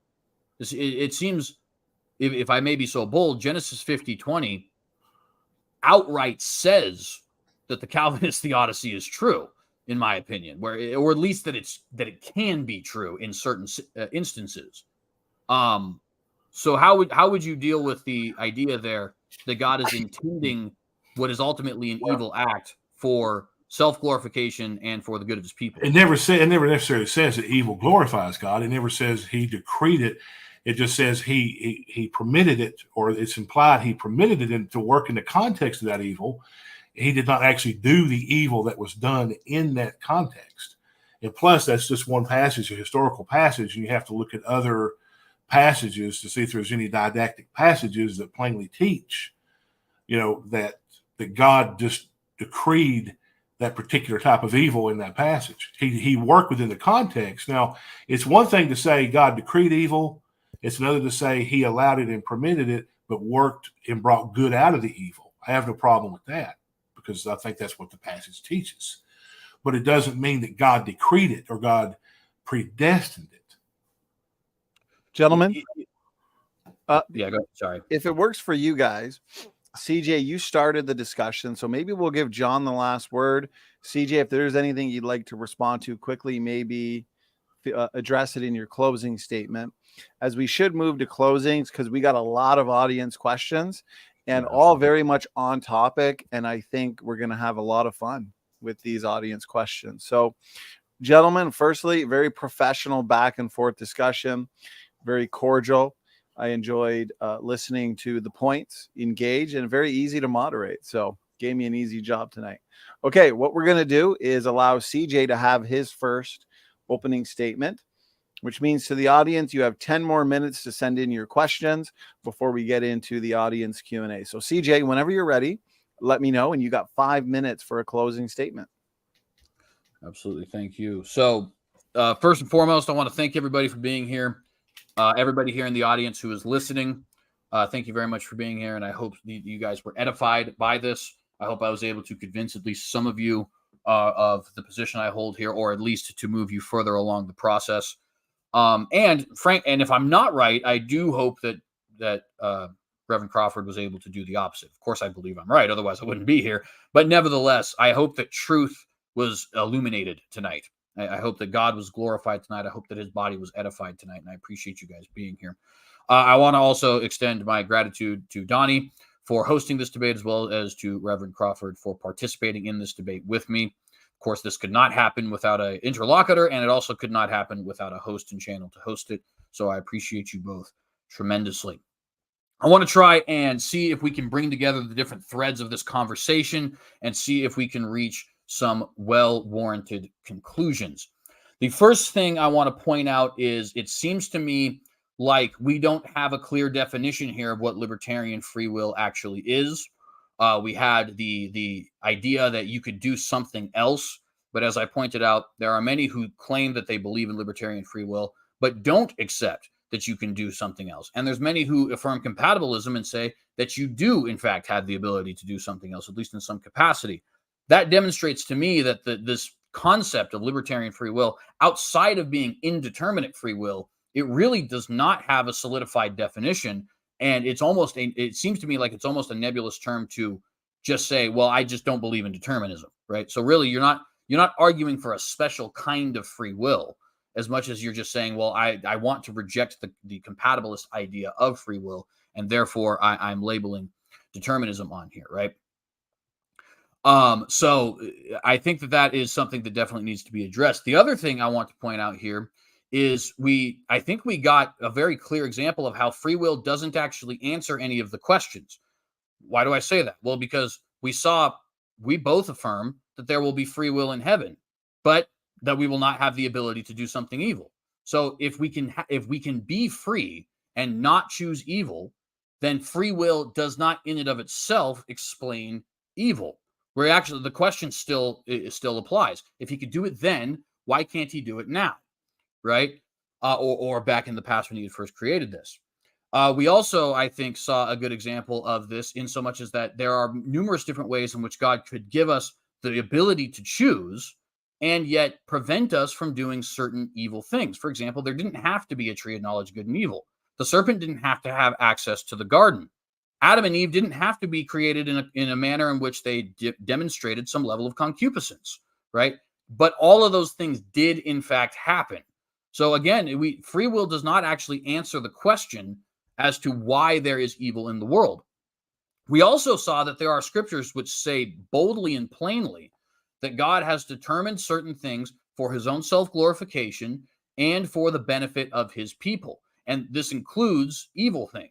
For example, Proverbs 16:4 says, God has created all things for himself. That means every single one. Yes, even the wicked for the day of destruction, right?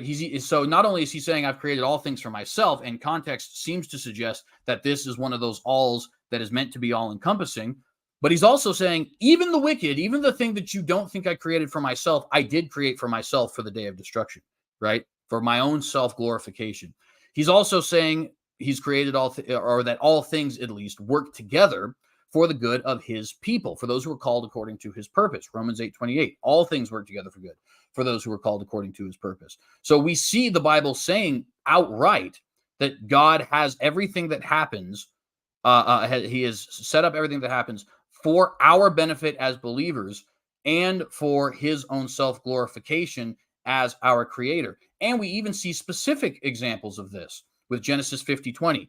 God intended it, God chashab it for good, right?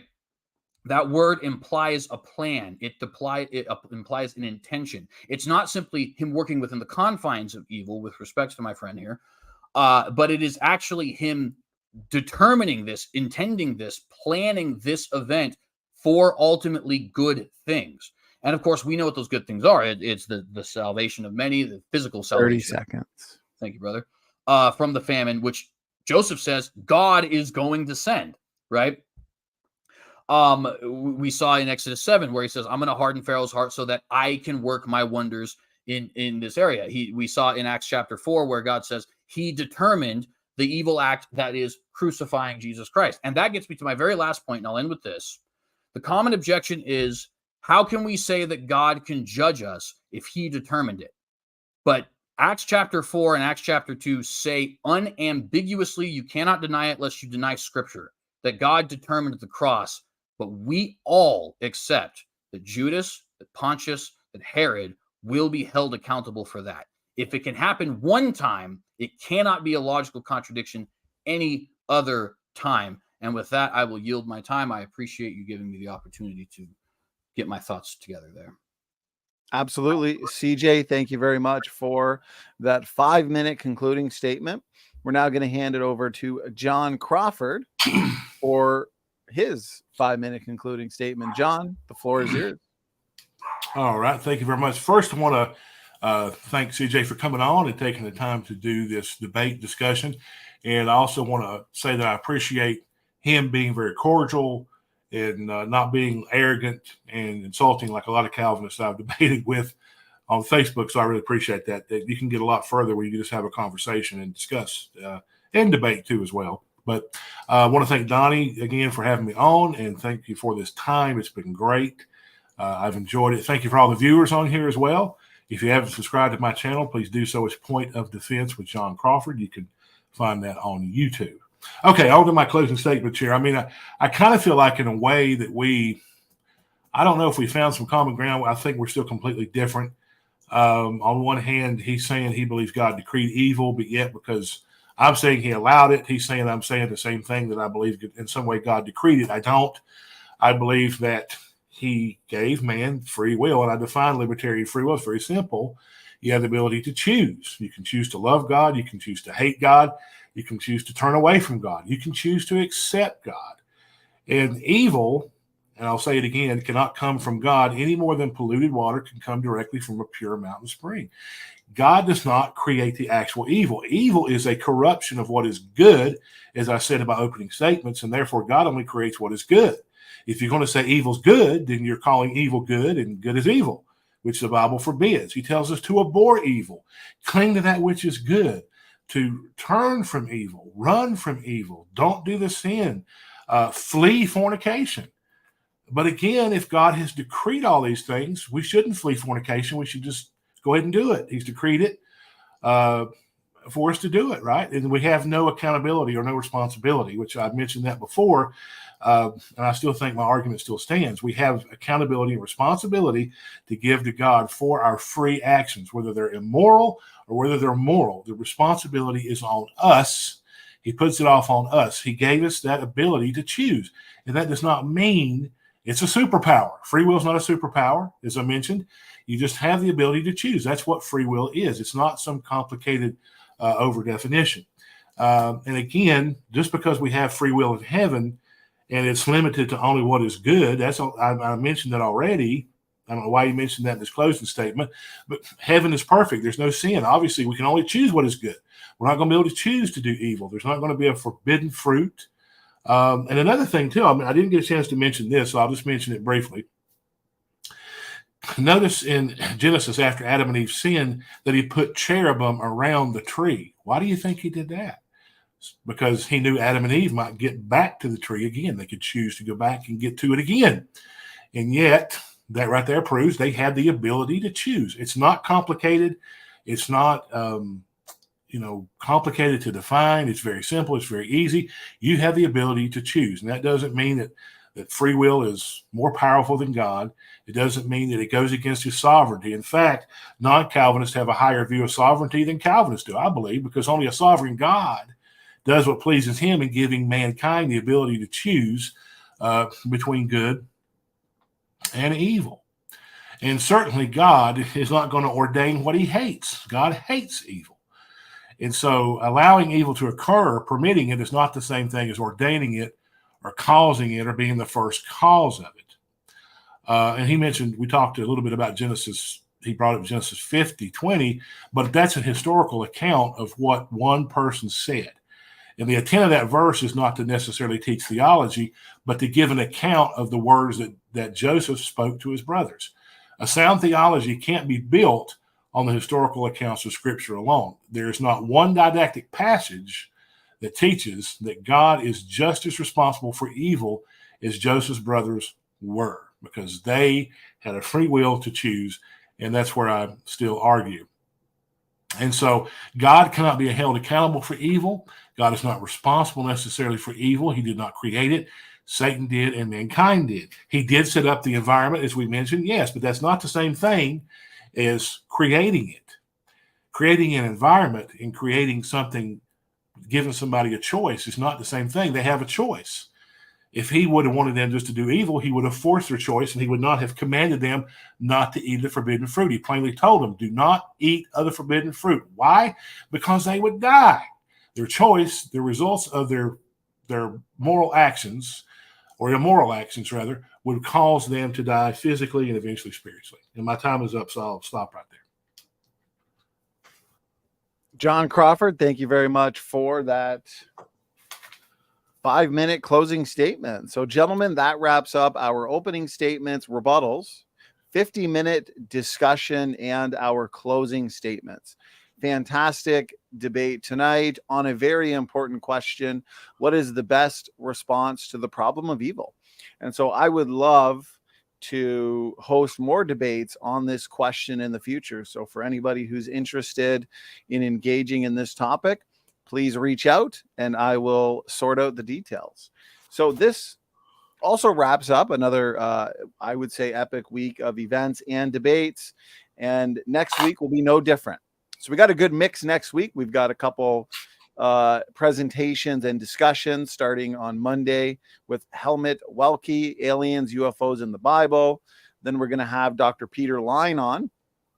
Matt and I are going to be discussing the hominin fossil record with him. Next week, we've also got an eschatology debate. Pastors Kirby Tabb and Scott Clem debating futurism versus historicism. And we've also got a soteriology debate between A.K. Richardson and Chris Morrison. This will be free grace versus lordship. Specifically, the title is faithfulness to Christ necessary for salvation? And then at the end of the month, of course, we got a couple of our main events. Kelly Powers and Sean Griffin. Is the Trinity biblical? This debate is going to be epic. Make sure you're here for that one. And CJ, one of tonight's debaters, will be here the first week of October for the great Exodus debate, our first formal debate on the Exodus topic. So I got to say, I am excited for this one. Did the Exodus happen? Okay, gentlemen, break time's over, and we are going to jump right into our audience questions. And so why don't we start closer to the beginning? Kevin's Biblical Discussions was the first one to send in a question. So Kevin, you win some kind of an award for that. And CJ, looks like your brother Kevin's coming at you perhaps. So let's see what we got here. Kevin asks, how could God be determining the wicked act that occurred in Jeremiah 19:5 when God says that he did not command it, nor did it enter his mind? CJ, go ahead. Yeah, that's a good question. The first point I would want to say before actually giving my answer is, did it really not enter into his mind? Was God surprised when they started sacrificing babies, right? Now, of course, Kevin is going to say, well, no, that's not what I mean.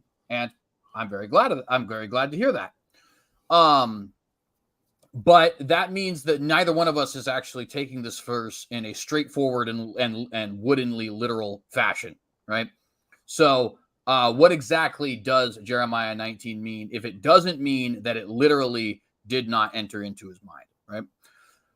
Well, it's speaking specifically of God's commands to Israel, right?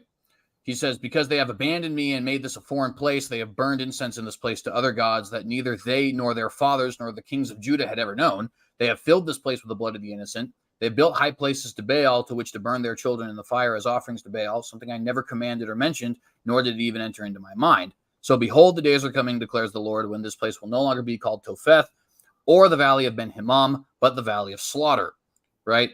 So what's the point?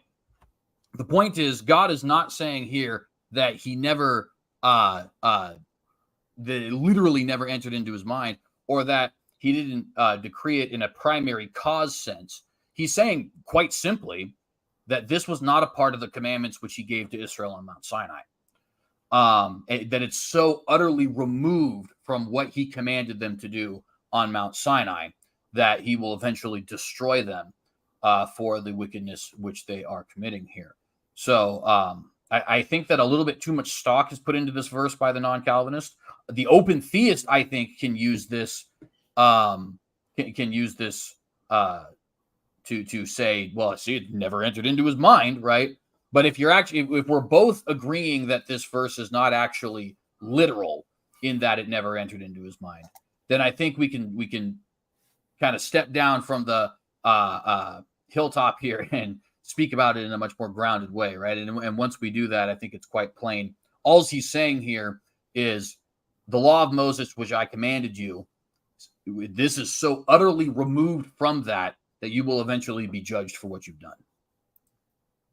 Thank you, CJ, for the response. John, the floor is yours.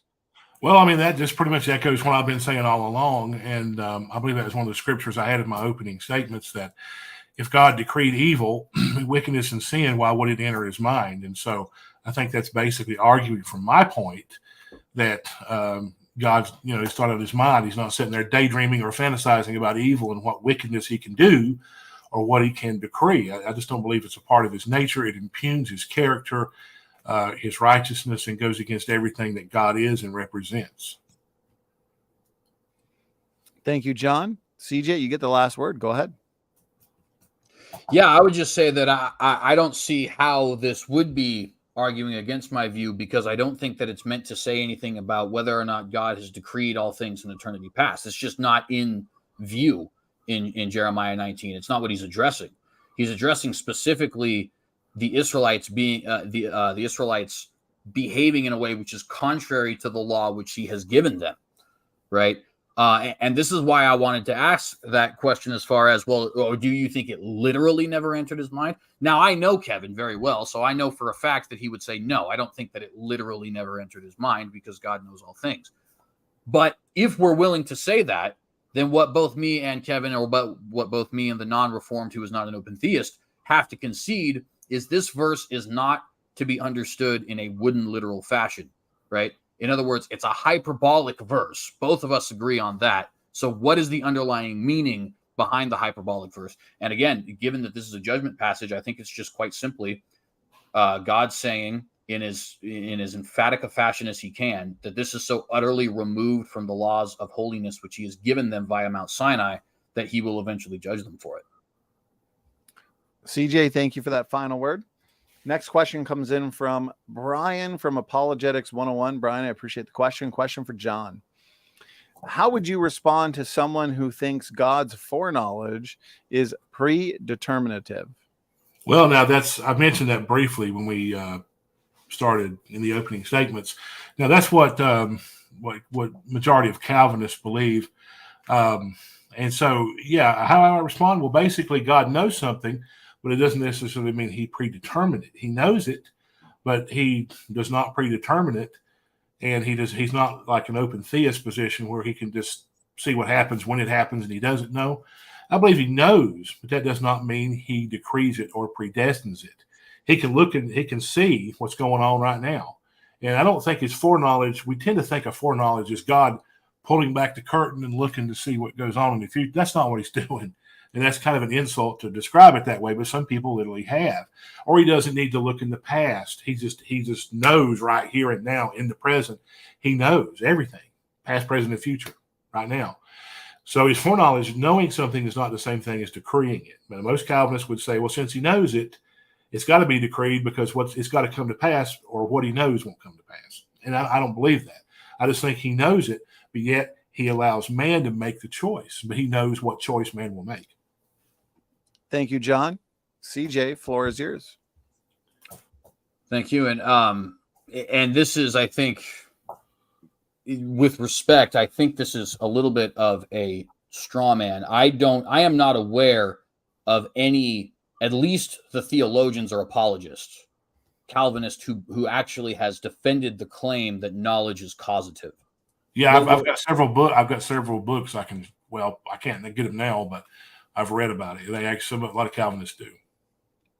Well, and I would love to see them, because I'm not saying this in any way to try and be insulting, but I have yet to see, and I listen to these guys daily, right? Your Doug Wilsons and James Whites and R.C. Sproul's and Charles Spurgeon's audiobooks and sermons and stuff like that. You know what I mean?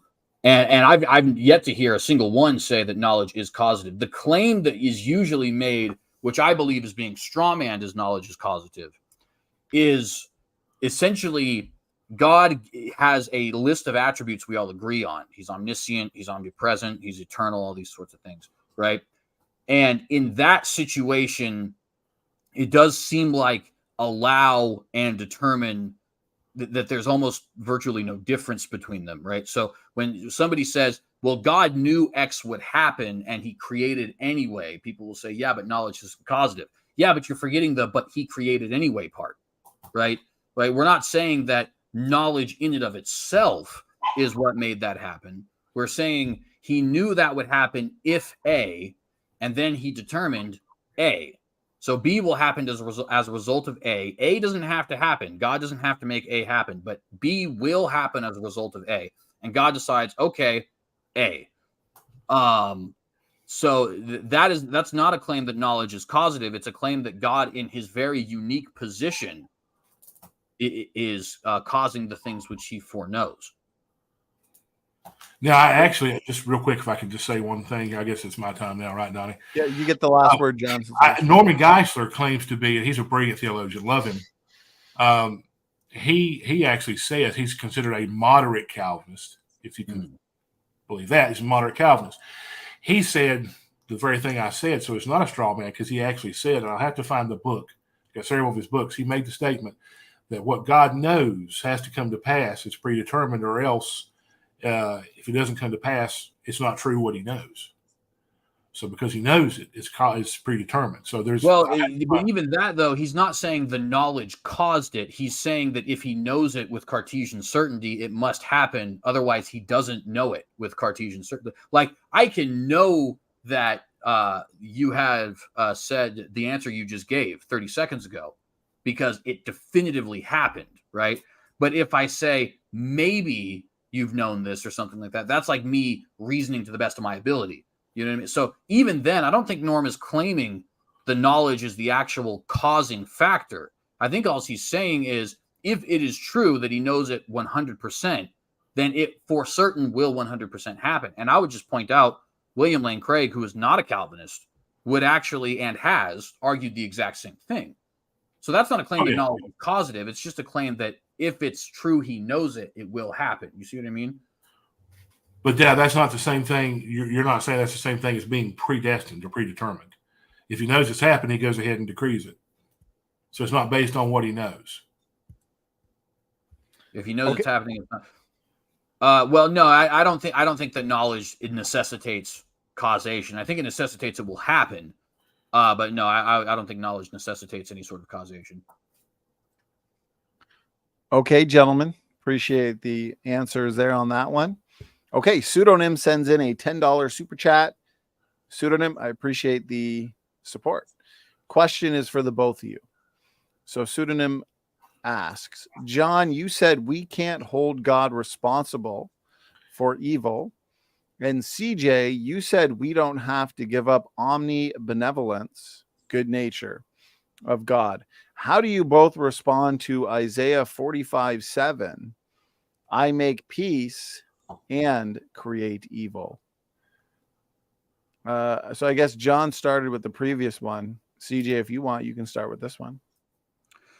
Yeah, so the first thing I'd say about Isaiah 45:7 is it is very intriguing to me how God does not seem even half as concerned about the issue of whether or not he has created evil as non-reformed people are. I'll be honest, it gives me a little bit of the chuckles because people are like, oh my goodness, you're implying that God is evil, which I'm not. But God is just willing to say, oh yeah, I barad ra'ah, I create evil. So there you go. You know what I mean? It's like he seems a lot less concerned about this than you guys are.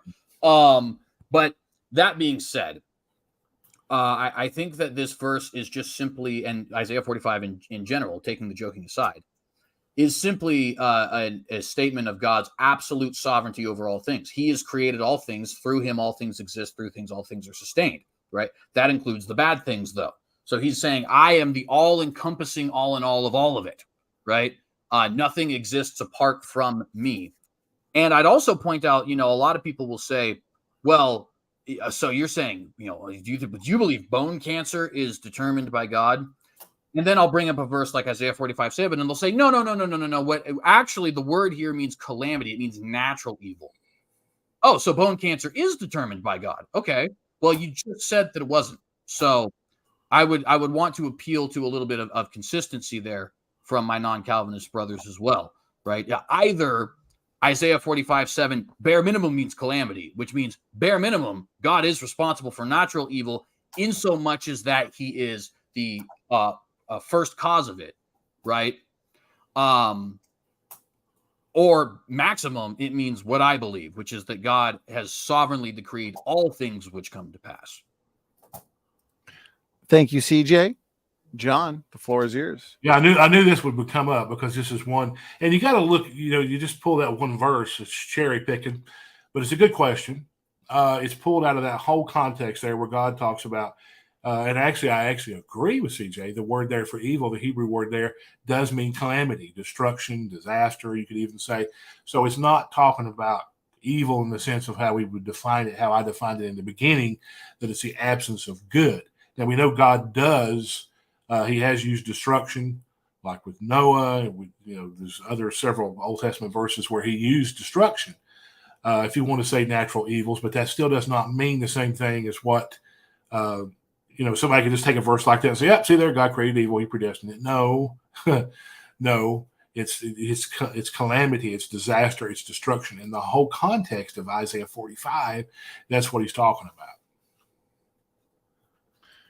Okay, gentlemen, I appreciate both of your responses. Since it was a question for both, we'll move on to the next question. It looks like we got several questions that are for the both of you. So here we go. Nakia's got a question, and the question is, does it make sense that God allows evil because it gives fallen man a frame of reference for the cost of sin and disobedience, knowing that after resurrection, no one will repeat it? CJ started with the previous one. And so, John, if you'd like to, you can start with this one.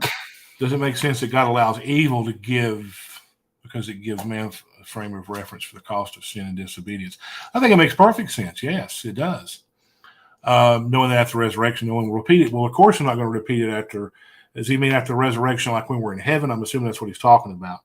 Of course, we have the rapture and we have end times and all that. So, I think it makes perfect sense. I go back to my argument, and I've been arguing. I kind of feel like I'm I'm beating my head against the computer screen here, that man has the ability to choose. And I don't think I think it makes perfect sense that God allows mankind to be able to choose freely whether they want to follow him or whether they want to reject him.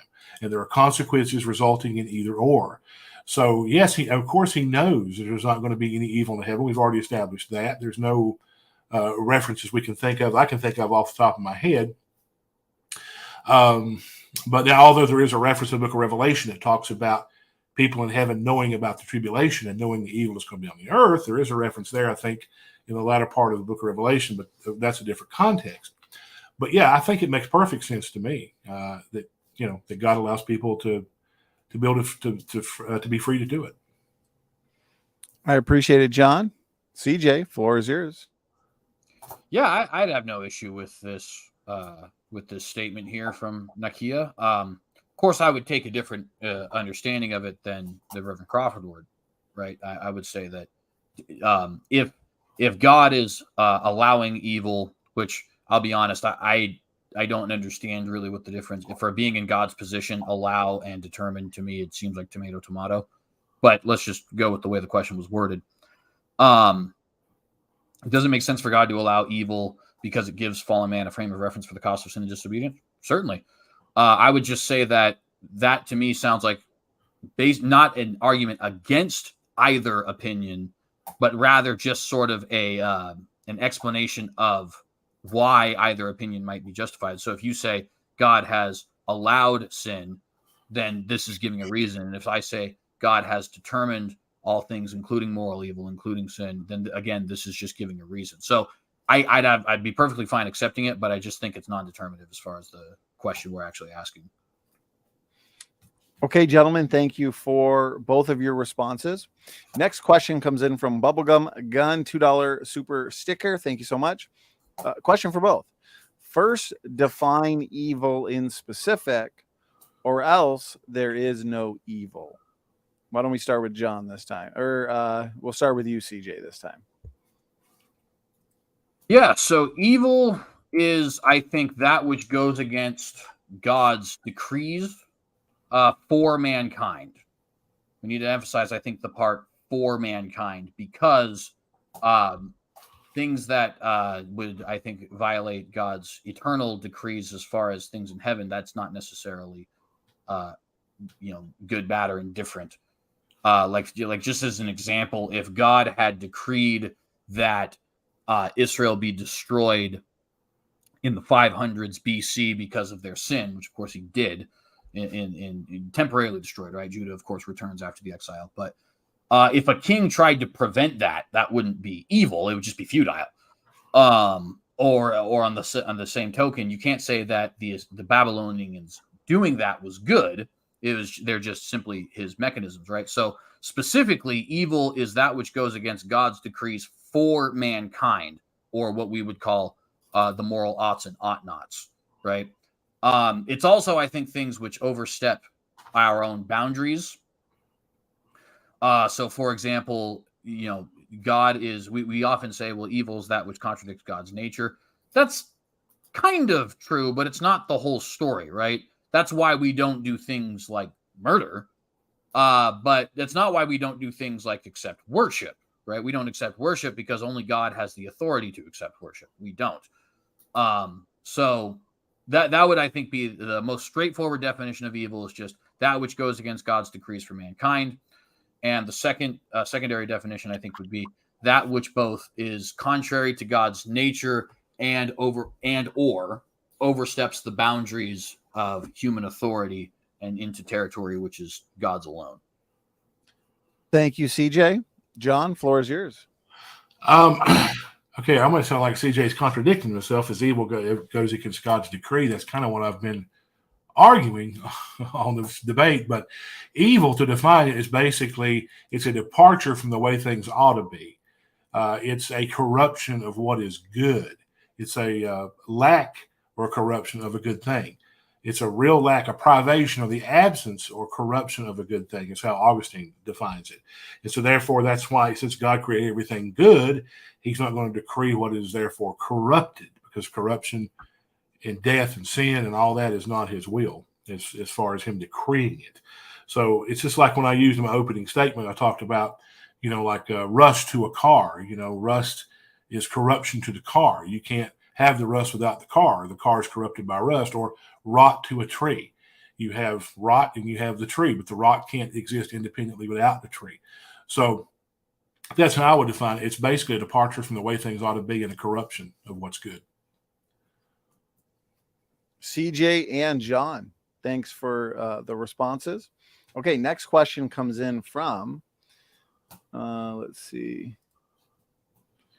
Jacob Emmanuel. Question for CJ.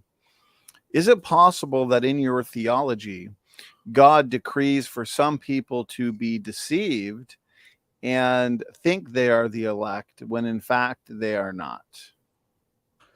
Sure. We call them Catholics. No, but seriously, that not only is it possible, that it's just a part of Calvinism. It's just, if Calvinism is true, your question is just a matter of fact. Those who are members of false churches like Catholics or Mormons or so on, because the word elect, while I think it implies certain things that you as a non-Calvinist may not, what it refers to is believers, basically, at least in its New Testament context, right? So those who are saved are the elect. Now, I would argue that those who are elect in a more literal sense, meaning they were elected of God, right? And the non-Calvinists would, of course, disagree with that. But the whole church as a whole, that is a redundant statement, we would all affirm that those who are ultimately saved are the elect, at least those, I think, who are being biblically consistent. So if you're a member of a false church, then you are falsely believing you're a member of the elect. And so, yeah, just to say it's not possible, Brother Jacob. It's just a matter of fact. I appreciate it, CJ. John, any thoughts? Of course, that question is different than what we're talking about. I think we're talking about the aspect of the problem of evil in regards to Calvinism and non-Calvinism, but that's a great question. The Calvinists I've talked to and read about, they cannot tell you 100% that they're part of the elect. They don't know, because they don't know till they get to the end of their lives if they've persevered in good works enough to know if they're going to make it or not. That's what I've had Calvinists tell me that. And I don't know if that's the position CJ holds, but that's what I've had a lot of Calvinists tell me. I don't know until they get to the end of my life. I don't know if I've persevered enough. So it's possible that they are deceived. And the problem with that is they're looking for fruit. They're not looking, have they really believed on Christ and what Christ has done? They're looking to see if they have fruit or enough works in their life to prove it. And you can't do that. It just doesn't work, because you have to look at the cross. You have to look at Christ and what he has done, not what we do, our behavior, none of those things. John, thanks so much. CJ, question was for you, so you get the last word. I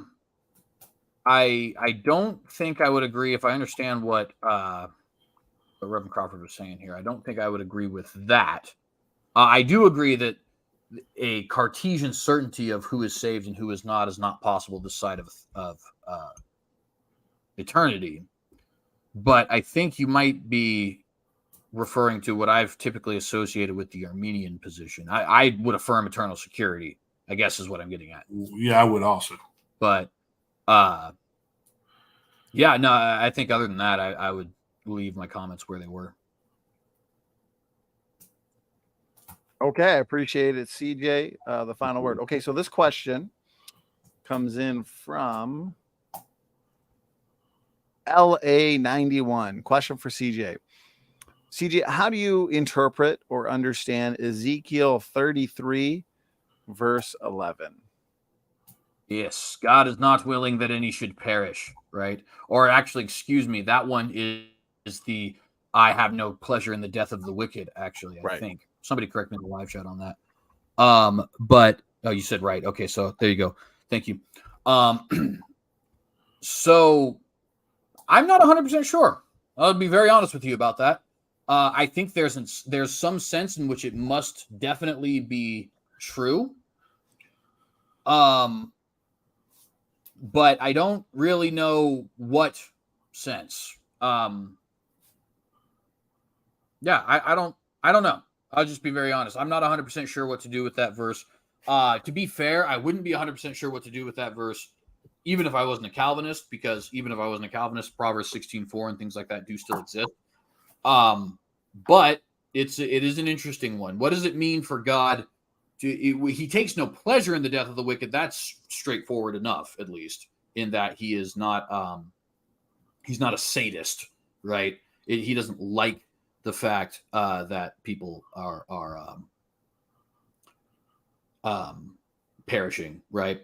But as far as like what that means when we consider the fact that he is ultimately going to send people to hell, I don't really know. I'm still working through that particular part. I appreciate it, CJ. John, any thoughts?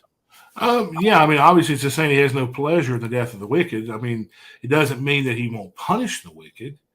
It doesn't say that he won't give them their due. The wicked will certainly get their end of destruction that die without Christ. But it doesn't mean I think it means what it says and means what what the text says. He takes no pleasure in it. He's not sitting there laughing and enjoying himself just by just seeing people destroyed and seeing them die and all those kind of things. And also you got to look and see, and I'm not sure about this myself. You got to look and see what he means by death. Is he talking about physical death? Is he talking about spiritual death? Or is he talking about eternal death? So you got those three things there you could look at. So I would think, just from a cursory reading, that he'd be talking about possibly physical death, a temporal type judgment. But I don't know that for a fact. I'd have to look that up as well to study that more myself. Appreciate it, John. CJ, did you want a final word on that one? Only to say I will affirm what Reverend Crawford said there, that bare minimum, it does mean that God is he's not like some sadist. He doesn't like the fact that people perish. Bare minimum, I think, is probably a fair thing. But beyond that, I don't necessarily know. Okay, gentlemen, thanks for your responses. Next one comes in from Echoing Erudite. Question for CJ. How is God not tempted to do evil or evil himself when it is your position that he orchestrated evil for all people and then punished them for what he commanded them not to do? Two things. Thing number one, shameless self-promotion. I answer that question in this book. So buy this book and you will hear my full-blown 5-page answer to that question. But to get you the short version, the word tempt has two different usages in King James English, and the equivalent word in the Greek also has two different usages. And the equivalent word in the Hebrew also has two different usages, which is very inconvenient for us because we tend to only have one use for the word tempt in modern day, although the secondary use is still carried over, at least to some extent. But in King James English / Hebrew / Greek, the word tempt can mean entice, like to entice somebody to evil, like a temptress or a tempest, right? It can also mean test, right? So God is not enticing people to do evil. He certainly does test people, though. And this is, I think, very plainly seen in Genesis chapter 22, where it says God tempted Abraham. In our modern English, we probably would not use the word tempt there, but in the King James English, it's actually perfectly accurate. It's just that they're using the secondary meaning of the word tempt, which is more of a testing. There's also a second element to this question, which is to say, okay, but if God is not enticing people to do evil, or let me rephrase that, how can we say God is not enticing people to do evil if he has orchestrated all of the different things that take place, which would, of course, include all the evil? And to that, I would say, if you go back to the Westminster Confession, which I reference here only because it explains itself very well, what we affirm is God is the primary cause. Primary here does not mean main or paramount. It means first. So you could consider it, for lack of a better term, the first domino, right? But the secondary cause, which is the actual direct cause of all things, is us and angels and other such free moral agents. So yeah, that's I think the best way to explain the resolving of that. And if you want the full-blown answer, like I said, I do have a multi-page answer to this question following all the rabbit trails in my book, if anyone's interested. Nothing wrong with a little self-promotion of your new book. CJ, you have been gracious with your time tonight for this debate. You as well. John, I appreciate both of the time you've given to us. So, John, over to you. Did you have any thoughts on that? No, that's sort of one of the questions we had brought up in the discussion. So I'll just leave it at that. So, okay, gentlemen. Well, with that, we just hit the 30-minute mark for audience questions. So as always, audience Q&A has flown by. Our audience is always so engaged in these important debates. We've had a ton of fantastic, very much on topic questions. So John and CJ, I really appreciate the work, time, energy, and effort you both put into this debate. Really was a fantastic debate on just such an important question. So gentlemen, let's get some final words and final thoughts before we wrap it up for tonight. John, let's start with you again. John, thank you so much for doing this. I appreciate it.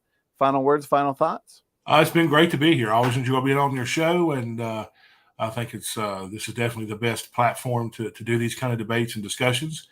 And I think there needs to be more on this subject, because I don't think there's enough out there. We were talking backstage before we went on air about how there needs to be more on this subject, more books and more debates and more discussions, because it is a problem. The problem of evil, it is a problem. Whether you're an atheist or a theist, pantheist, I mean, on and on we could go. Evil is still there. We have to deal with it. So we got to figure out what the best solution is, or the best answer to it. And of course, I defended mine with free will, and CJ defended his from the Calvinist perspective. But it is something that I would encourage everyone that has watched this debate. And, don't even take our word for it. Study it for yourself and come to your own conclusion. And don't commit like an appeal to authority fallacy. Well, John Crawford said this, so I'm believing it. Or CJ said this, I'm believing it. No, you study it for yourself and see what you come up with. And that's why we do these. That's one of the reasons we do these debates. Number one, to glorify God. And number two, to educate people on what the different views are. And then you as the viewer can decide, well, that guy's got a point there. Well, this guy over here's got a good point. So which is it? And you'd study for yourself. So that's what I would say there. Okay, John, well said. I appreciate those final words and final thoughts. And I look forward to having you back on in the future for some more debates. Yes, hopefully. CJ, yeah, definitely. Thank you, CJ. CJ and John are a couple of our regular debaters. They always make for excellent debates. So CJ, thank you as well for your time tonight. Some final words, final thoughts.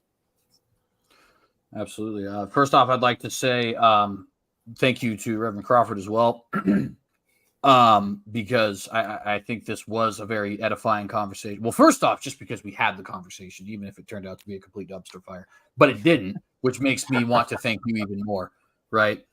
Because I think it was an edifying conversation. I think that the audience probably has a better chance getting edified from this debate than from many of the other debates which exist on not just on YouTube, but just in the world, right? And I'm not saying that in any way to try to prop this up or brag or anything, but I just thought it was very good. I thought we got to a lot of the meat, so I appreciate you having this conversation. Also, I want to just let everybody know, not tonight, but there will be a episode of Unapologetics coming up where I have basically an elongated 60-minute opening statement, mainly because I didn't get to all of the biblical information I wanted to get to, and I also didn't even touch my case for why this is a solid philosophical answer for the problem of evil, or why this is a solid emotional answer, an emotionally appealing answer. Which it does not, by the way, that does take the third seat comparatively to the other two, but nevertheless, I think they are important. So Reverend Crawford, if you're interested in that, I'll even send you that video once I have it out. And then, maybe we could do like another discussion, another debate, like a part 2 or something, maybe. Absolutely. I'd certainly be down. We'll try and get an entire trilogy. The Crawford versus CJ Cox debate trilogy, Calvinist versus non-Calvinist. So CJ and John, again, I appreciate your time for tonight's debate. And also thank you for those final words, final thoughts. If to the audience, you want to see more from John, you want to see more from CJ, do check the description box for the relevant links to their YouTube channels. And so with that, I think we are going to wrap things up. The audience has sent in just a ton of positive feedback, pointing out how great the debate was and how great you both did, CJ and John. So to the audience, thank you so much for tuning in. Please share this content around, as the truth is important and critical thinking is important, which is exactly why we host so many debates on so many important topics. God bless all. Standing for Truth is out.